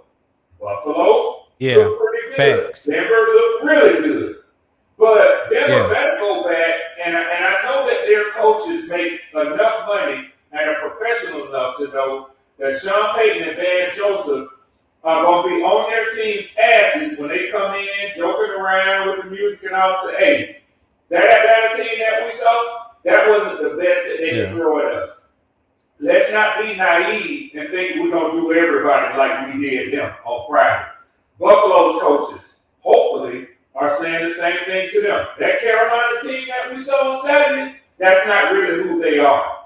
Don't take that as that's how we're going to do all the competition this season. I believe most of these coaches are professional enough to know that regardless of what reporters tell us, that's how they handle their teams in meetings. And Carolina's coaches and Atlanta coaches are saying, what the fuck have we been practicing for? What the fuck have we, you know what I'm saying? They ain't sitting back just saying, well, that's who we are. Let's get ready to have another week of practice. Hey, shout out, Red. Yeah. Red, can you say it one more time, Red? What they say, Red? Can you say it one more time? What they say? They say, listen, what the fuck we been practicing for? You know what I'm saying? Oh my God! In front of my mom and them. What the hell? I needed to hear that. I needed to hear that. Yeah. It's just that. Well, you and Tony talking to me, man. And I'm gonna leave it at this, man. Like I said earlier, and this is my whole point to this whole thing. I'd rather see my team, and hopefully y'all feel the same. I'd rather see all them warts, all them imperfections this early in preseason than right there at that last preseason game than to be dealing with this shit, man. Because then you're going to be like you say, Dumbo, okay, let me go back to the analogy you made. So we're at peace and we're getting a chance to train our soldiers. But when the U.S. gets attacked in a foreign country, you know that you on the clock. Motherfucker, you got to get those balls in the air. You damn right. That's right. The warships you got 18 hours. In that direction. You damn right. Yeah. Kiss your family. Tell them goodbye. That rucksack that you got packed, ready to go at any time, come to the motherfucking motor pool or wherever we land up at. It's time to go. Bring your ass. Hey, and y'all know, it's the perfect analogy, bro. It happens in the league once the first snap happens, bro. The game goes so fast. Yeah. That's exactly what it's like in war, right? I'm not a soldier, but I know if someone is getting, let's say we got soldiers everywhere, and the enemy come from this side over here, it's gonna always be when you least expecting it because they got intel too, just like you got intel on them.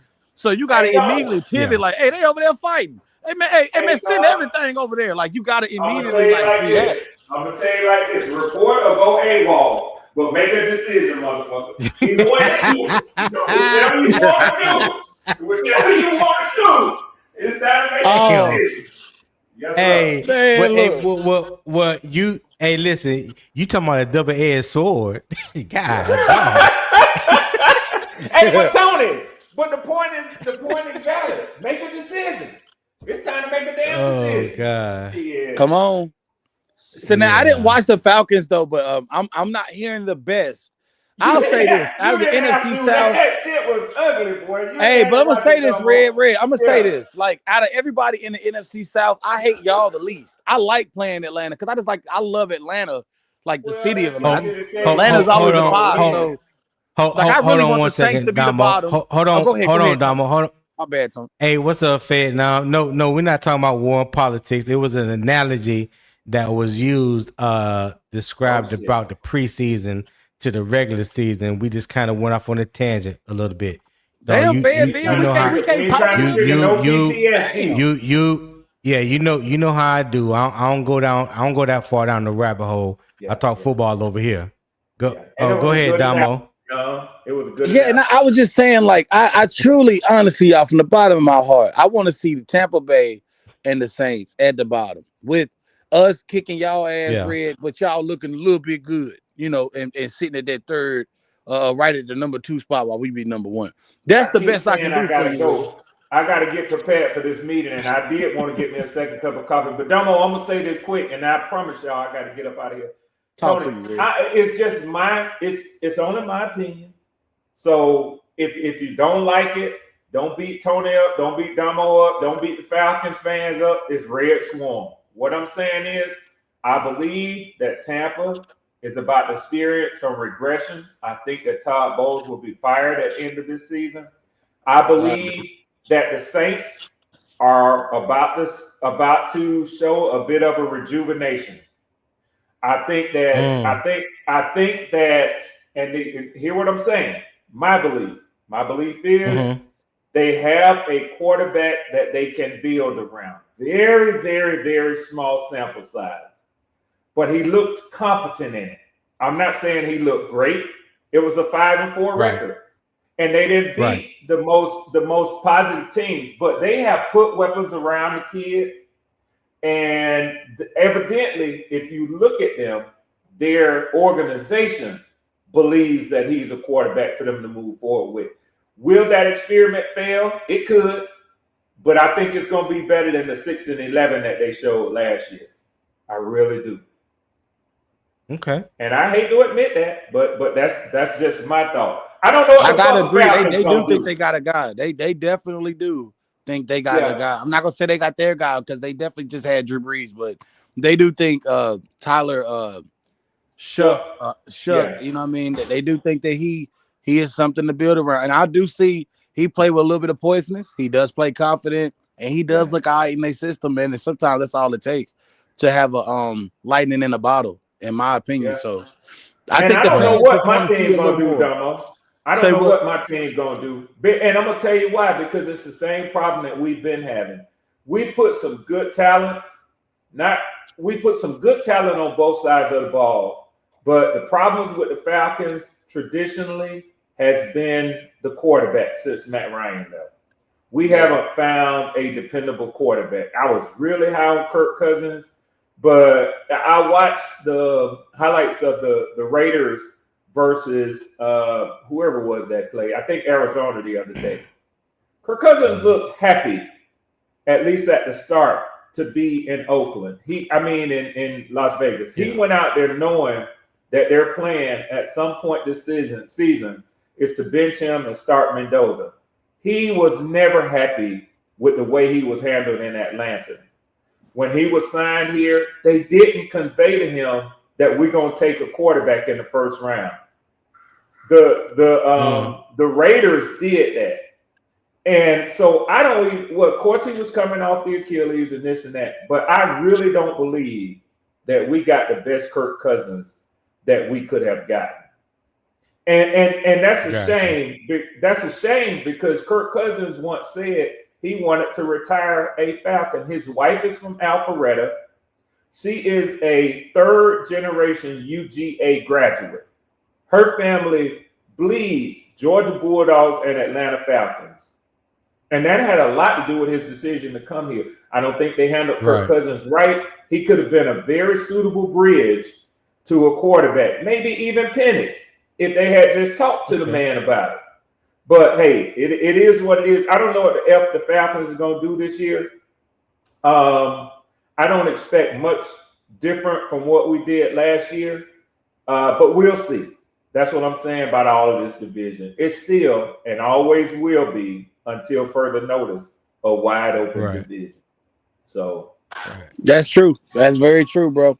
Hold on 1 second, Damo. Red, you about Greek, to get I'm up gonna out talk of to here? y'all later. Yeah, man. I'm gonna talk to y'all later. Greek, I appreciate you having me up. You know I do, man. And it's all love, anytime, brother. It's all love, Greek, and it's all hate, Damo. It's all hate and love to you too, brother. Yeah, man. Yes, sir. Yes. Peace be on your damn way, if you don't mind. Yeah. If I need to hop off, Tony, I will. Damo, no, you good. You good. I was gonna ask you. You gonna be up here for a minute? Yeah, I can, Tony. Yeah. Okay, yeah. It's just me and you. So I'm just gonna go ahead and transition to the next topic because we done spent damn near 3 hours talking about this Buffalo Carolina game. Yeah. So yeah, we've been here almost 3 hours, y'all. There's 87 total people watching across 2 platforms. All right. Shout out to y'all. Show some love to the channel, man. Nobody has hit the PayPal. Nobody has scanned the PayPal and donated to the chat at all. I mean, donated to the channel at all. The QR code's in the top right. Scan it. Show support for the show. I greatly appreciate it. If you're enjoying the content, the debate, and everything that the Morning Kickoff with Unbiased Opinion is bringing to you this Monday morning, show the channel some love. There is a pinned comment that's at the top of the chat in the YouTube chat that will take you directly to the PayPal account, and I will upload it again into the chat if anybody needs it. Buy me a cup of coffee this morning. You know what I'm saying? I like chicken nuggets. I like going to Chick-fil-A, even though there's not a Chick-fil-A here where I'm at. But I still Bless like your heart. Chick-fil-A none. I still like Chick-fil-A nonetheless. Hey, don't rub it in, I was Damo. gonna make I a got joke it. like, "Damn, where you live at in a hole?" But keep going, keep going, keep Yeah, going. yeah, yeah. Frodo, Freddie said, "Are you sure, Tone? Am I sure about what? Because last time I checked my PayPal, I ain't see nothing. If you did send something, I always say make sure you let me know in the comments so I know that that you sent something. Okay, hold on. I'm checking now, Freddie. I apologize. Thank you, Freddie, for that PayPal gift. I greatly appreciate it. Um, you always supporting the channel. But yeah, if you guys do leave a PayPal gift, because it's not like Cash App, you can't send a message. You know what I'm saying? Let me know in the comments so I can properly shout you out. And hold up, Freddie, I will drop the link for you real quick so we can get into this next topic real quick. All right. Yeah, that's it. That's it. So now we're gonna talk about the Jacksonville Jaguars. That's the opponent spotlight for this week. We do play the Jaguars Friday. We do have joint practice with the Jaguars. I believe it starts Wednesday. I know we do practice here today. I Yep. believe they may have a little light practice before they travel out Tuesday, and they do have joint practice with the Jaguars um Yeah. Wednesday. Freddie, what's going on? What's going on, Tone? Hey, Tone, I've been trying to tell you to check. I said check your PayPal whenever I sent it, but you didn't see the comment. I've done it like 3 times. My apologies. Yeah, I apologize. Charge to the game, not my heart. yeah. Nah, Yeah, man. Nah, charge to man. the It's all game, not good. my heart. It's all good though, Tone. I try to show love up for people who show love to me. I do it all the time to everybody who show love to me. So any platform, Yeah, I try to show love to them as well. So I no appreciate doubt, you man. for real. If I had Cash App, I would definitely send you Cash App. But of course, I don't have Cash App over here, so Yeah, yeah, yeah. don't think I'm trying to be funny if I don't send anything. It's No, no, because I no, can't. no, Yeah. no, man. All You right, but good? You yeah, good. Jacksonville is the opponent. So here's the facts first. Jacksonville beat New Orleans 24-20 in its preseason opener after trailing 20-6 at halftime. Jamari Taylor rushed 22 times for 78 yards, including 58 after halftime. The Jaguars recorded 4 sacks. Most Jacksonville starters did not play against New Orleans, and the Panthers will join Jacksonville for a Wednesday practice before Friday's preseason game at Everbank Stadium. All right. Mm-hmm. The Jacksonville spotlight matters because it is Carolina's next test, not because it is a second team show. A joint practice allows Carolina to repeat the situations Buffalo exposed: third down, backed up possessions, pressure pickup, red zone, 2-minute operation, and defensive communication. Friday's game will then test whether those corrections hold up with the officials, substitutions, field position, and unscripted adversity. All right. So Mm-hmm. the question is, and Freddie, you can go first. Is Wednesday's joint practice better evidence for Carolina than Friday's game, or is game pressure the truer test? And before you answer that, let me just bring up Rashak real quick. What's going on, Rashak?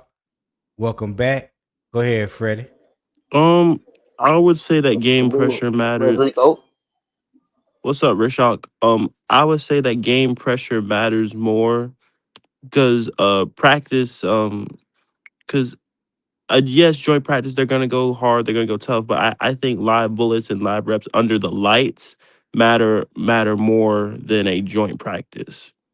and that's just for me personally because what I saw Buffalo, I could tell that the guys need more under the lights than they do practice. Now I know it's practice against another team, but I think they need more live reps in a game reps than they do practice reps. And that's just my personal opinion. And fucking Poppy is stupid. Go ahead, Freddie. Oh my god. But yeah, that's my personal opinion when it comes to Jacksonville. I've said this before, I say it again. They need the joint practice and they need the preseason reps as well. And I'm gonna stand on that. Okay. Damo, Yeah. what you think? I mean, What you think about the practice question that I just asked? Well, to your question, I believe. Can you, from what I make out of your question, you pretty much want to know how I feel about us being. He glitched out. You broke up, Damo. Yeah, your mic fucked up, Damo. Rashad. Hey, Rashad, can you hear us? Yeah. All right, cool. Yeah. Well, Damo fixes his mic. Yeah. So Rashad. So the question was: is Wednesday's joint practice better evidence for Carolina than Friday's game, or is game pressure the truer test? I think the joint practices are going to be more of a test for them because I believe that they're going to do more and show more in the practice and but going to take those joint practices more serious than the actual preseason game. I don't even know if the starters are even going to play, but you know how I feel about this. I thought they should play at least another series or two to Exactly. get that sour taste out their mouth. You know what I mean? Exactly. And just kind of show people like what they can do. But I think, like I said, I heard that the Bills stadium, that new grass was tore up, and I went back. So I don't know if they even those guys came to a conclusion like, hey, look, this grass is not really all that good. You know what I mean? There's no need to go out there and get injured. You know what I mean? Playing too hard. I'm not accusing them of that. I'm just saying that might have been the case, or the players themselves could have thought, hey, look, I'm not about to go out here and risk my season and my career to play on this, out here, cutting I on this hate this grass guy. and, twist an ankle or tear something. You know what I mean? So, yeah. So, Yeah. I mean, as far as the practice, I think they're going to get more out of the practice in the game, but, I want to see them in the game. Oh man. Yeah. Yeah, we was laughing at you, Damo. We was laughing at baby Thailand boy 803. No, y'all good. My wife called me, man. We got Tony, a new baby. A new baby is Go born ahead, in our Damo. family, man. So we just my Oh wife shit. is Hey so Damo, can excited. you hear us?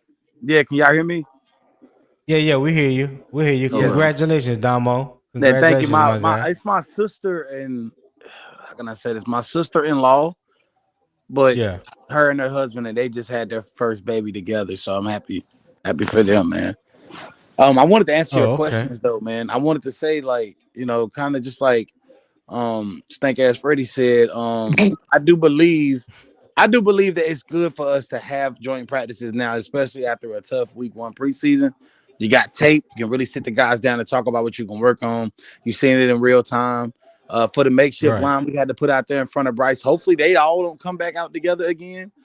Scrap that, by the way. Robert Hunt's a very slow starter when he comes back. I do think is it Damien Lewis, the other line? Damien Lewis will probably. Damien Lewis to me is the monster. I just like him at guard, man. He's the best lineman that we have in my I've always felt that way. So thank you for saying that, Stank Ass Freddie. I appreciate you saying Fred. that. Thank you. And fuck you, Damo. Okay, thank you. I know it's all hold, right. Hey, we ain't about to do that.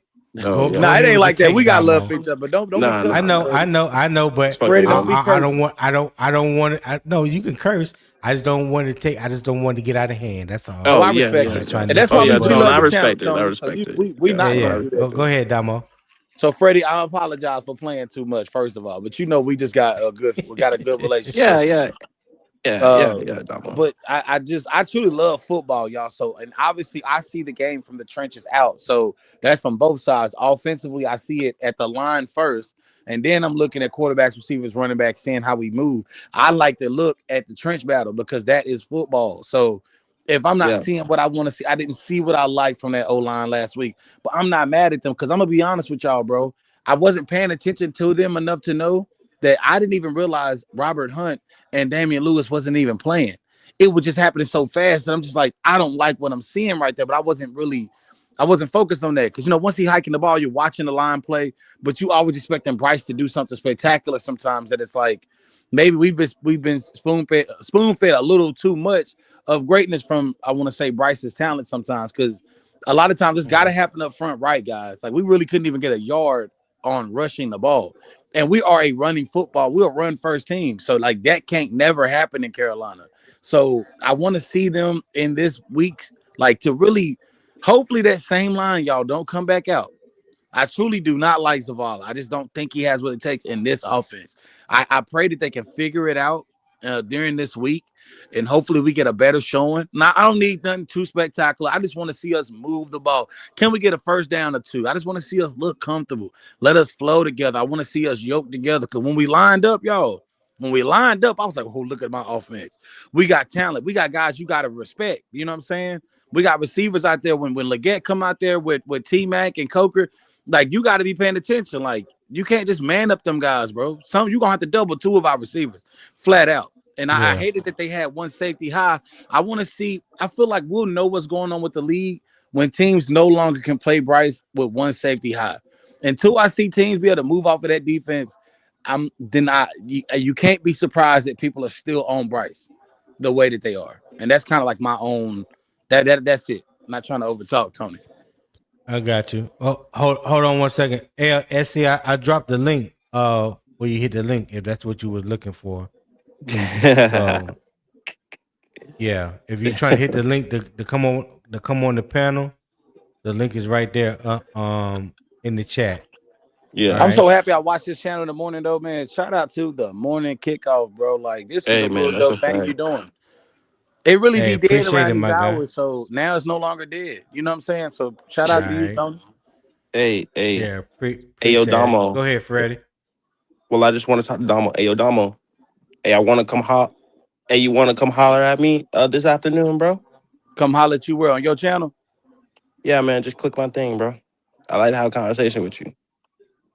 Well, listen, if it pops up, I was watching one of your shows the other day. It was my first time actually seeing your show. My algorithm be tripping. I don't always see everybody's stuff. So if anybody really, it's a lot of y'all that's doing podcasts. I had no idea we're doing podcasts. So if it comes across my screen, I will for sure try to click it and holler at you. But I'm not gonna hold you in the middle, like close to the end of the days when I start getting my kids from school and stuff. Yeah. It's gonna be all hell broke loose around this house. My children are very young and it's very loud. It's loud right now. And I only got 3 of them, so just bear with me. If I get on, I get on. If not, just don't hold it to me. Charge Nah, my bro, you head, straight, bro. charge my head, not my heart. What Tony said, charge my head, but not my heart. Okay. Yeah. If I hit Rashad, your you still comments, there? though, definitely Hey, just read Rashad, my can you hear me? comments. Yeah. Yeah. Hey, Rashad, can Yeah, you hear us? Okay. that's all. Okay. Talk All to us, right. bro. So what you feel about it? The question that I asked is Wednesday's joint practice better evidence for Carolina than Friday's game, or is game pressure the true test? Like I was saying, man, I think they're gonna take the joint practice more serious. So they're probably gonna get more out of that than they get in the game. But like I told you earlier, Mm-hmm. was the last show. Me personally, I want to see them get back out there on that field on Friday and show a better outing than they did, Saturday, and just go out there, you know, be aggressive.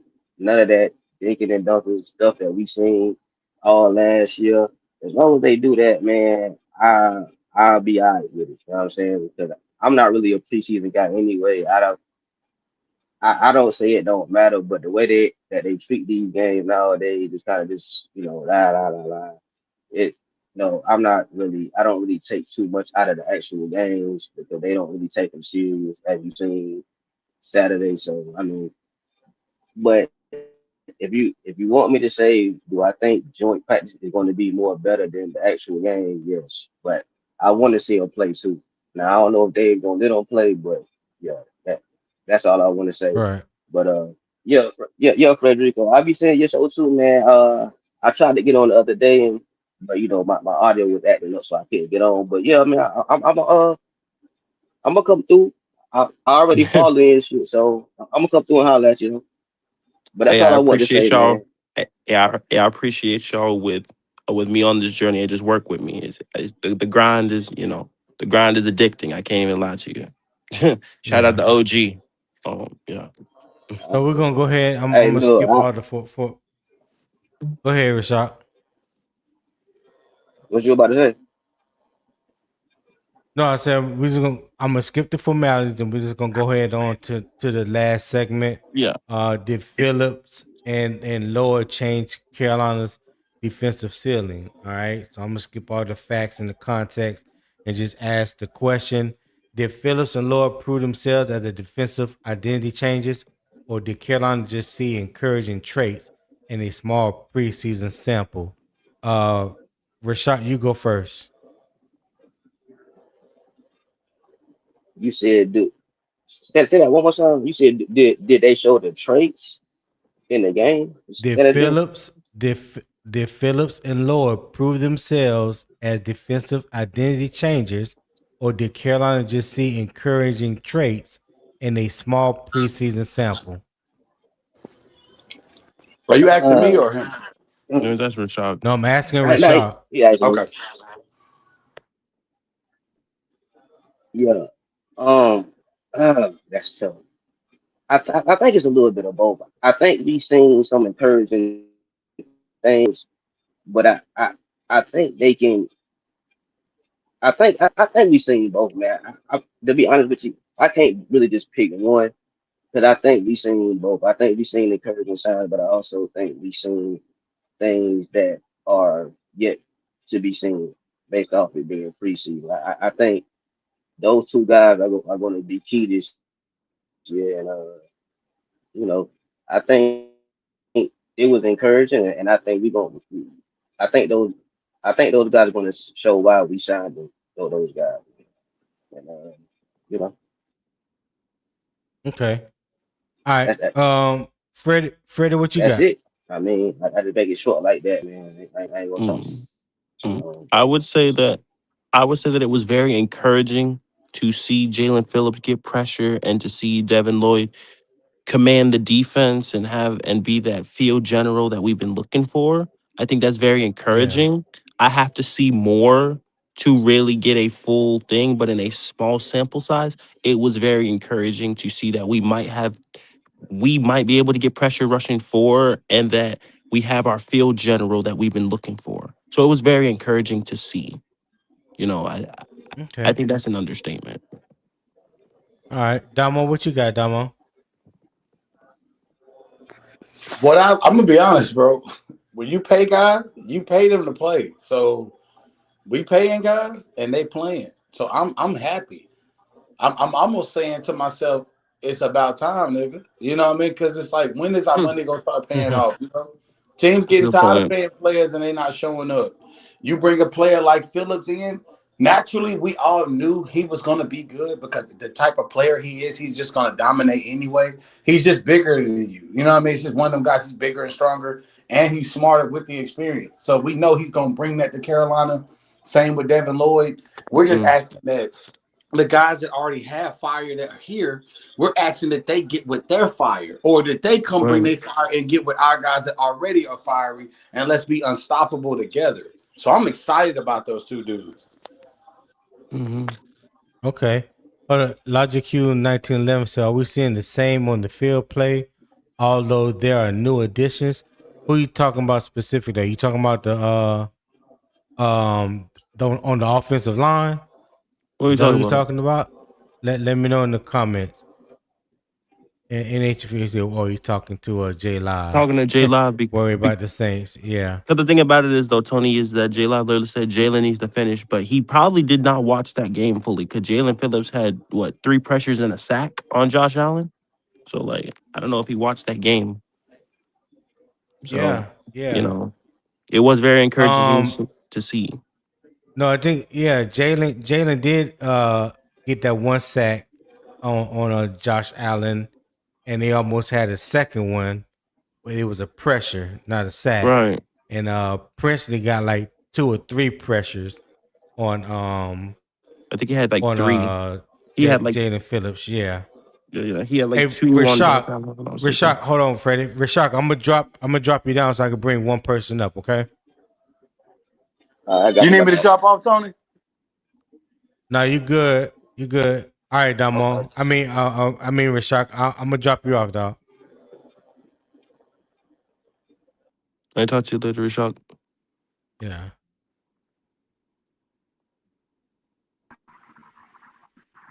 SC Sweet Chili Boy, what's happening? Well. What do we have here? Yeah. What do we have here? You need to speak up talking into your baby mic. Yeah, I guess I do. Well, if it What's is my going on, boy. man? See what y'all talking about. I'm gonna listen in and I comment. See if I can add a little chicken little honey from the truth. I can't eat. What did he say? That you said like he said he'll chime in and he'll comment whenever you ask like the questions and things like that. Cause Oh, okay. yeah. All right. Yeah. Mute your mic, SC. Mute your mic for right now. Yeah. There you go. Yeah, appreciate it. Let's see. Logan Q said, just reiterating on the previous topic, for me, I see positive production, but I put the negative or less production on coaching and play calling. Okay, hey, great minds think alike, but some people, everybody have their opinion on who's to blame or what to blame or whatever. But yeah, I don't think people like to talk enough about the play call and what kind of game plan the coaches may have had Saturday. But it is what it is when it comes to that. Go ahead, Freddie. You clearing your throat for some damn reason. No. I was no, I was saying on literally on when you was mentioning blame, I was like, well, we all know the one person that half these people blame, but that's another story for another day. That yeah. That's the reason I was doing that. When we talk about coaching and play calling, I was like, when you mentioned blame, I was like, yeah. There's when you said like when So people want to talk about who's to blame, I was like, yeah.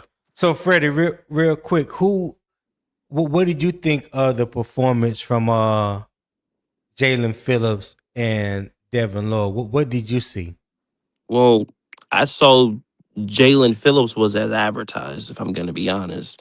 I mean, again, as I said, I have to see more, but it was very encouraging to see that it looks to be like that 120 million that everybody talk about, which is like what 11th on the market right now. But anyway, it looks like that 120 mil looks like it looks like it might pay off this season. Now again, I have to see more for that to be true, but it was very encouraging to see him get pressure. Not only pressure, but pressure against one of the best tackles in the game, and then Josh Allen. So that was very encouraging to see him get that type of pressure against guys like Josh Allen. So that was very encouraging to see Josh and Allen watch looked from scared, him. didn't he, Freddie? Hey, look, listen. I mean, I saw the fear in his eyes. a few times, and the thing about Jaelan Phillips is what I watched that too is like he didn't allow Josh Allen to get around him because usually Josh Allen like kind of scrambles away. Like whenever you go inside, usually the defender like loses leverage to the outside and they lose the edge. Jaelan Phillips went inside and continued to hold the edge, trying to get to Josh Allen at the same time. So that was good to see as well. The fact that you are able to not only get pressure but contain the edge at the same time. And he did it by himself. He didn't need somebody else. He was able to do it by himself and then forced the Yep. throwaway as well. So that was very encouraging to see. So that was as advertised. that was good to see from him as well, because that's needed this season, especially against the quarterbacks that we go against. That is definitely needed. Right. Tony, I have a Damo, question for you. Oh, go ahead. Go ahead. Ask me Damo, a question. what you see? Answer my question, then I'll hear your question. Now Go ask ahead, me your Damo. question again. Forgive me. Ask me your question again. What did you see from Jaelan Phillips and Devin Lloyd? I mean, I'm gonna be honest. I seen what I wanted to see, bro. Like I've seen what I've been craving. I've been craving pressure. I've been craving dominance.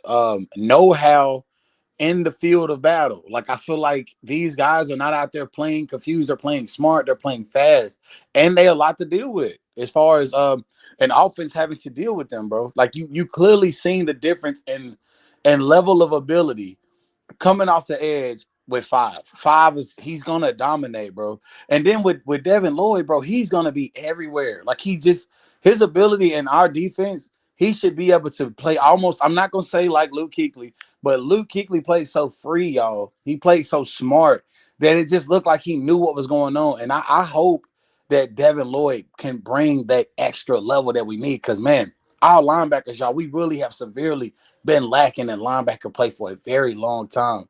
So I pray that us and the fans get to see this year with these two guys like leading the helm.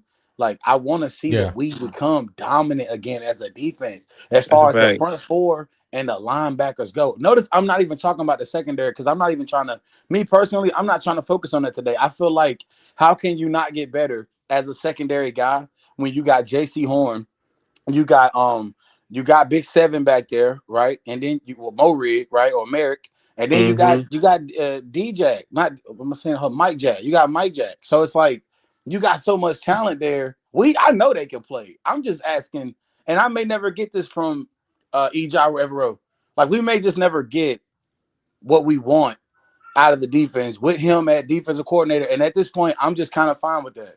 We might not ever get to see J.C. Horn be what he was supposed to be in the league, a press corner, follow your best guy around. Mike Jack, another guy that want to play off, but also can press well. Like, we just may never really get to see that. Ejiro like his guys 20 yards off the ball, and it's going to always be that. So the best we can be is a strong interior defense, like a strong defensive line with great linebackers flowing around. Like they gonna have to ball. They have to be the heart of his defense because if they don't, they're gonna have 200 yards a game on the ground and 300 yards a game in the air. You're gonna see over 500 yards put up on the defense if Ejiro don't get it right. So I am very excited to see Devin Lloyd and Jaelan Phillips, ball out this year. That was not just some preseason shit, y'all. That was them niggas is just really like that, straight up. Right. I agree with you. Shrimp Lo Mein, what you got, man? I like his name. That's crazy. Shrimp Lo Mein, okay. Oh my god. Funny. That's fucking totally stupid. No, y'all don't understand. You, Freddie, you know this. You Yes, know how I do. SC got a nickname for everybody. So we go back and forth. It doesn't matter whether he was at me on Patreon. It's always something. It's always something new. So yeah, it's I not gotta just get you him. though, Tone. I deal with this. Yeah. Hey, yo, listen, that's my guy in real life though. Like, I'm like, no bullshit. But like, that motherfucker fuck with me in real life. Yeah. Go ahead, Lo Mein. What you got? Hey, man, I think what you think about Jaelan Phillips and Devin Lloyd? Jordan, Jacob Phillips, man, pretty good, man. Yeah, Jaelan, Jason Phillips, JJ, what I call him.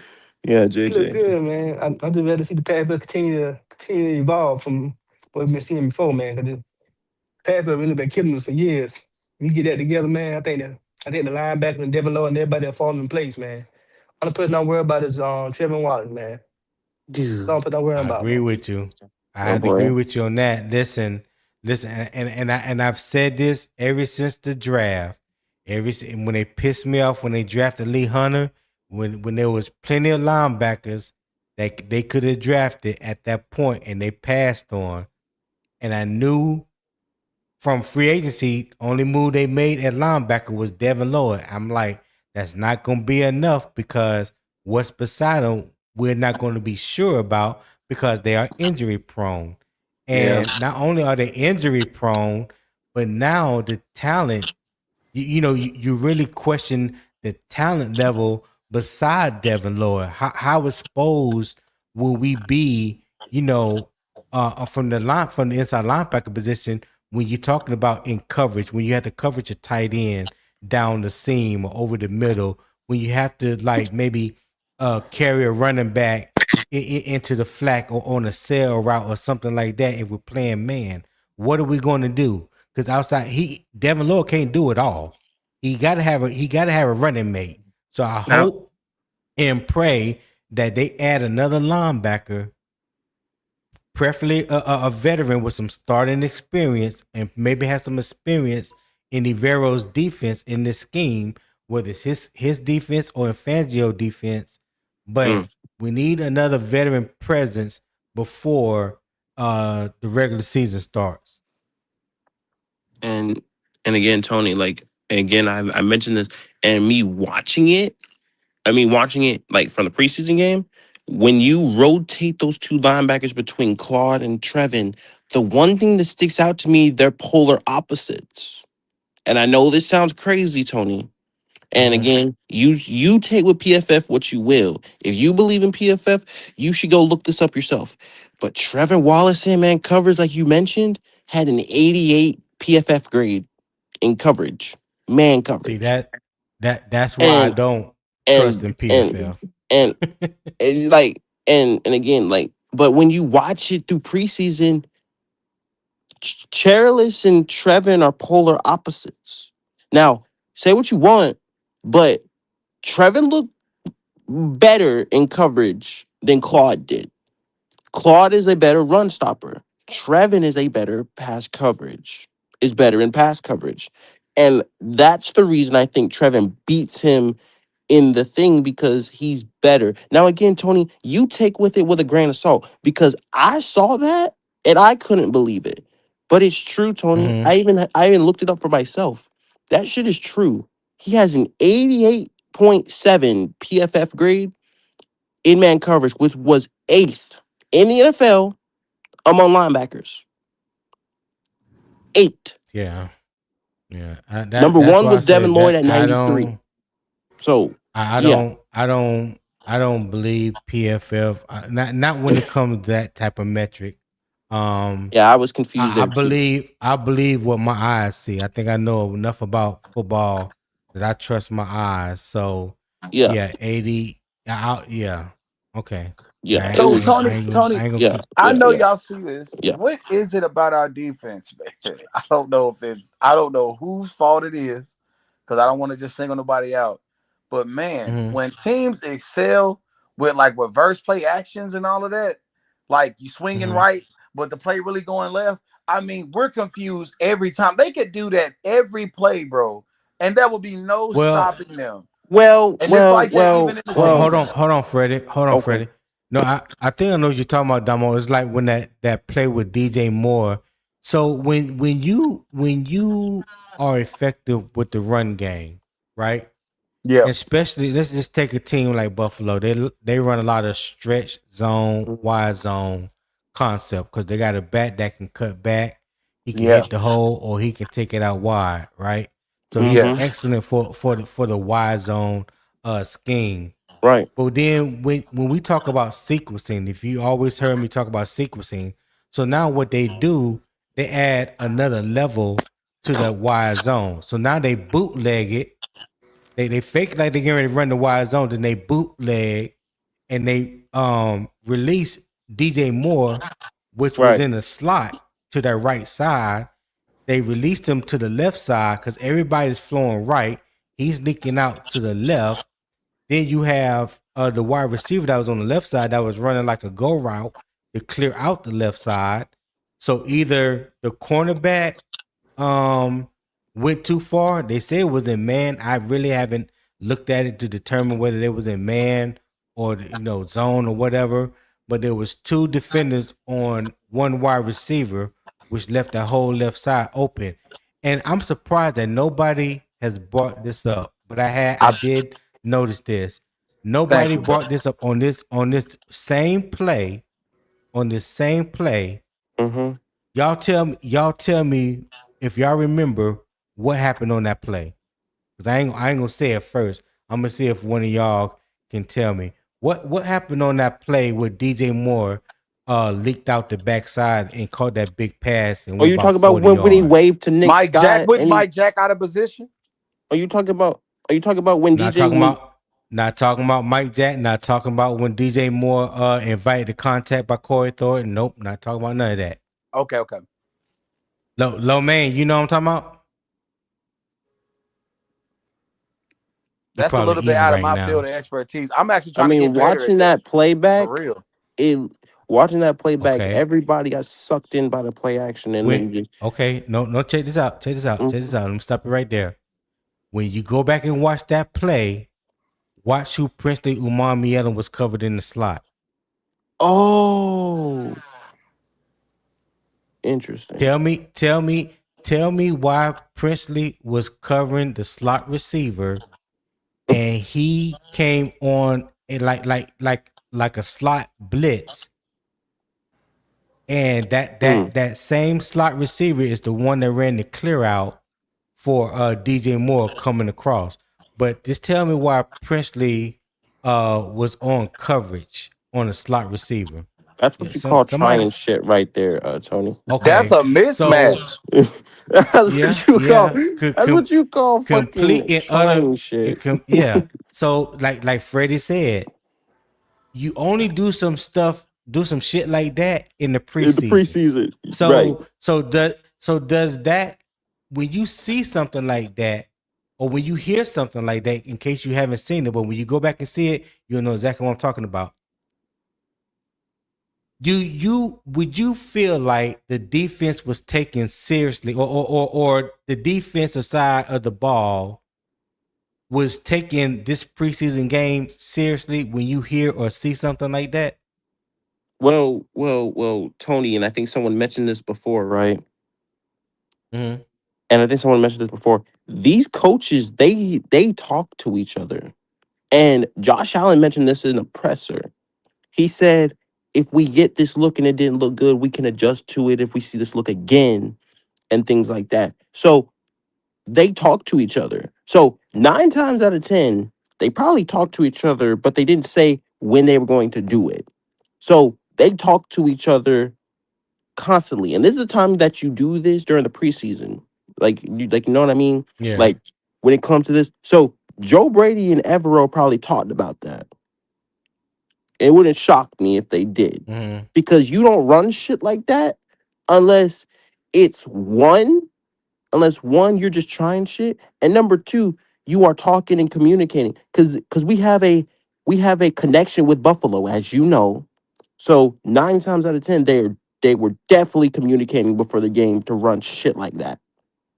So that's I don't probably what know. happened there. I don't know, Freddie. You might be putting too much of a conspiracy theory out there. What you trying to say? Well, Tony, come on now. When it comes to Buffalo and I was Carolina, just, Tony, saying. you already. Well, Tony, come on. Let's just be honest here. I How know. else does like? I understand the connection. But go ahead. Go ahead. Finish your But I'm thought. just saying, it's not conspiracy. We know the. Come on, Tony. You can't be serious that No. saying that these guys don't communicate and I'm things like not. that. Listen. I'm not saying what you're saying. That you meaning to make it a conspiracy. I'm saying people would take what you're saying Right. as a conspiracy when Oh well, that's you fine. say that's all. I mean, I could care less what they take. I'm just saying. You know how Yeah. how fickle our fan base can be. So Yeah, they'll for take sure. something and run with it in a minute. Yeah, but yeah, Man. shout out to Will Robertson try to get an answer before he saw the Yes. test, because I sent him the clip. That's why he knew. Okay. Got it. Yeah. Well, up here cheating. Yeah. Yeah. What's up, Mr. And West? Khalil Wesley said, "Hey Freddie, Jay, how are you doing today?" I'm doing great, Mr. West. Yeah. Hey, Mr. West, I would appreciate it if you would go to youtube.com/@UO Sports Talk and subscribe to my channel. Okay, hold on. Somebody needs to Freddie, you need to mute your or turn your volume down. But yeah, if you would subscribe to Unbiased Opinion Sports Talk, that's youtube.com/@UO Sports Talk. I would greatly appreciate it. And shout out to Native Kalu for the 440 jewels. Uncle Alert. What's going on, Native Kalu? Appreciate that 440 jewels. I greatly appreciate that, my guy. All right. All right, gentlemen, we're getting ready to get up out of here. Anybody have anything that they want to say before we get up out of here? I would just like to say, Tone, I appreciate you having me up. Your show is great, man. And again, as I said, man, just keep doing what you're doing, bro. You know, as I said, like, already, you know what I mean? Already. Tony, you know we love you, bro. You know I appreciate all of it. And the fact that you even wanted me to stay on, I appreciate it. I appreciate anybody that allows me to get on their panel. Just to talk about football. I just love to talk football, man, especially about my Carolina Panthers. So great show. Yes, sir. Thank you for answering my question. I feel like I got a little smarter today, learning a little more about this. Okay, well, that's I be what's up. researching this stuff, man. That's good. And I That's played good. the That's game.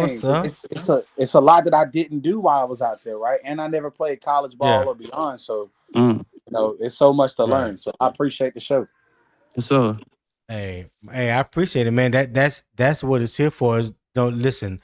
I don't know everything. I'm still learning from the people that I learn with. I just try to share what I know and give y'all the insight and the jewels that I have, because I'm not no gatekeeper when it comes to the knowledge.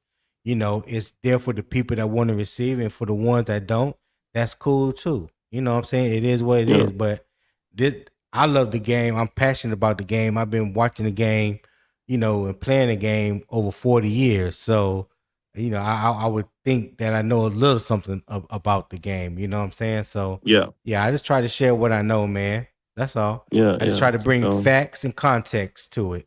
Yeah. That's all it is. Bring facts and context to it. Yeah. For sure. All right. Well, Carolina should not overreact to a limited preseason sample, and it should not hide behind it either. The offense has to prove it can communicate, protect, and sustain a possession when the lineup changes. The defense has to prove that Phillips and Lloyd can help turn individual flash plays into a complete unit identity. That is what Jacksonville is for. Identify the problem in practice, then prove the correction carries over to the game. All right, everybody. If you enjoyed the conversation, hit the like button on your way out. Subscribe to Unbiased Opinion Sports Talk and share the show with another Panther fan, family, or friend. All right. And as always, keep the debate respectful. Keep the football facts first. And as always, Panther Nation, keep pounding.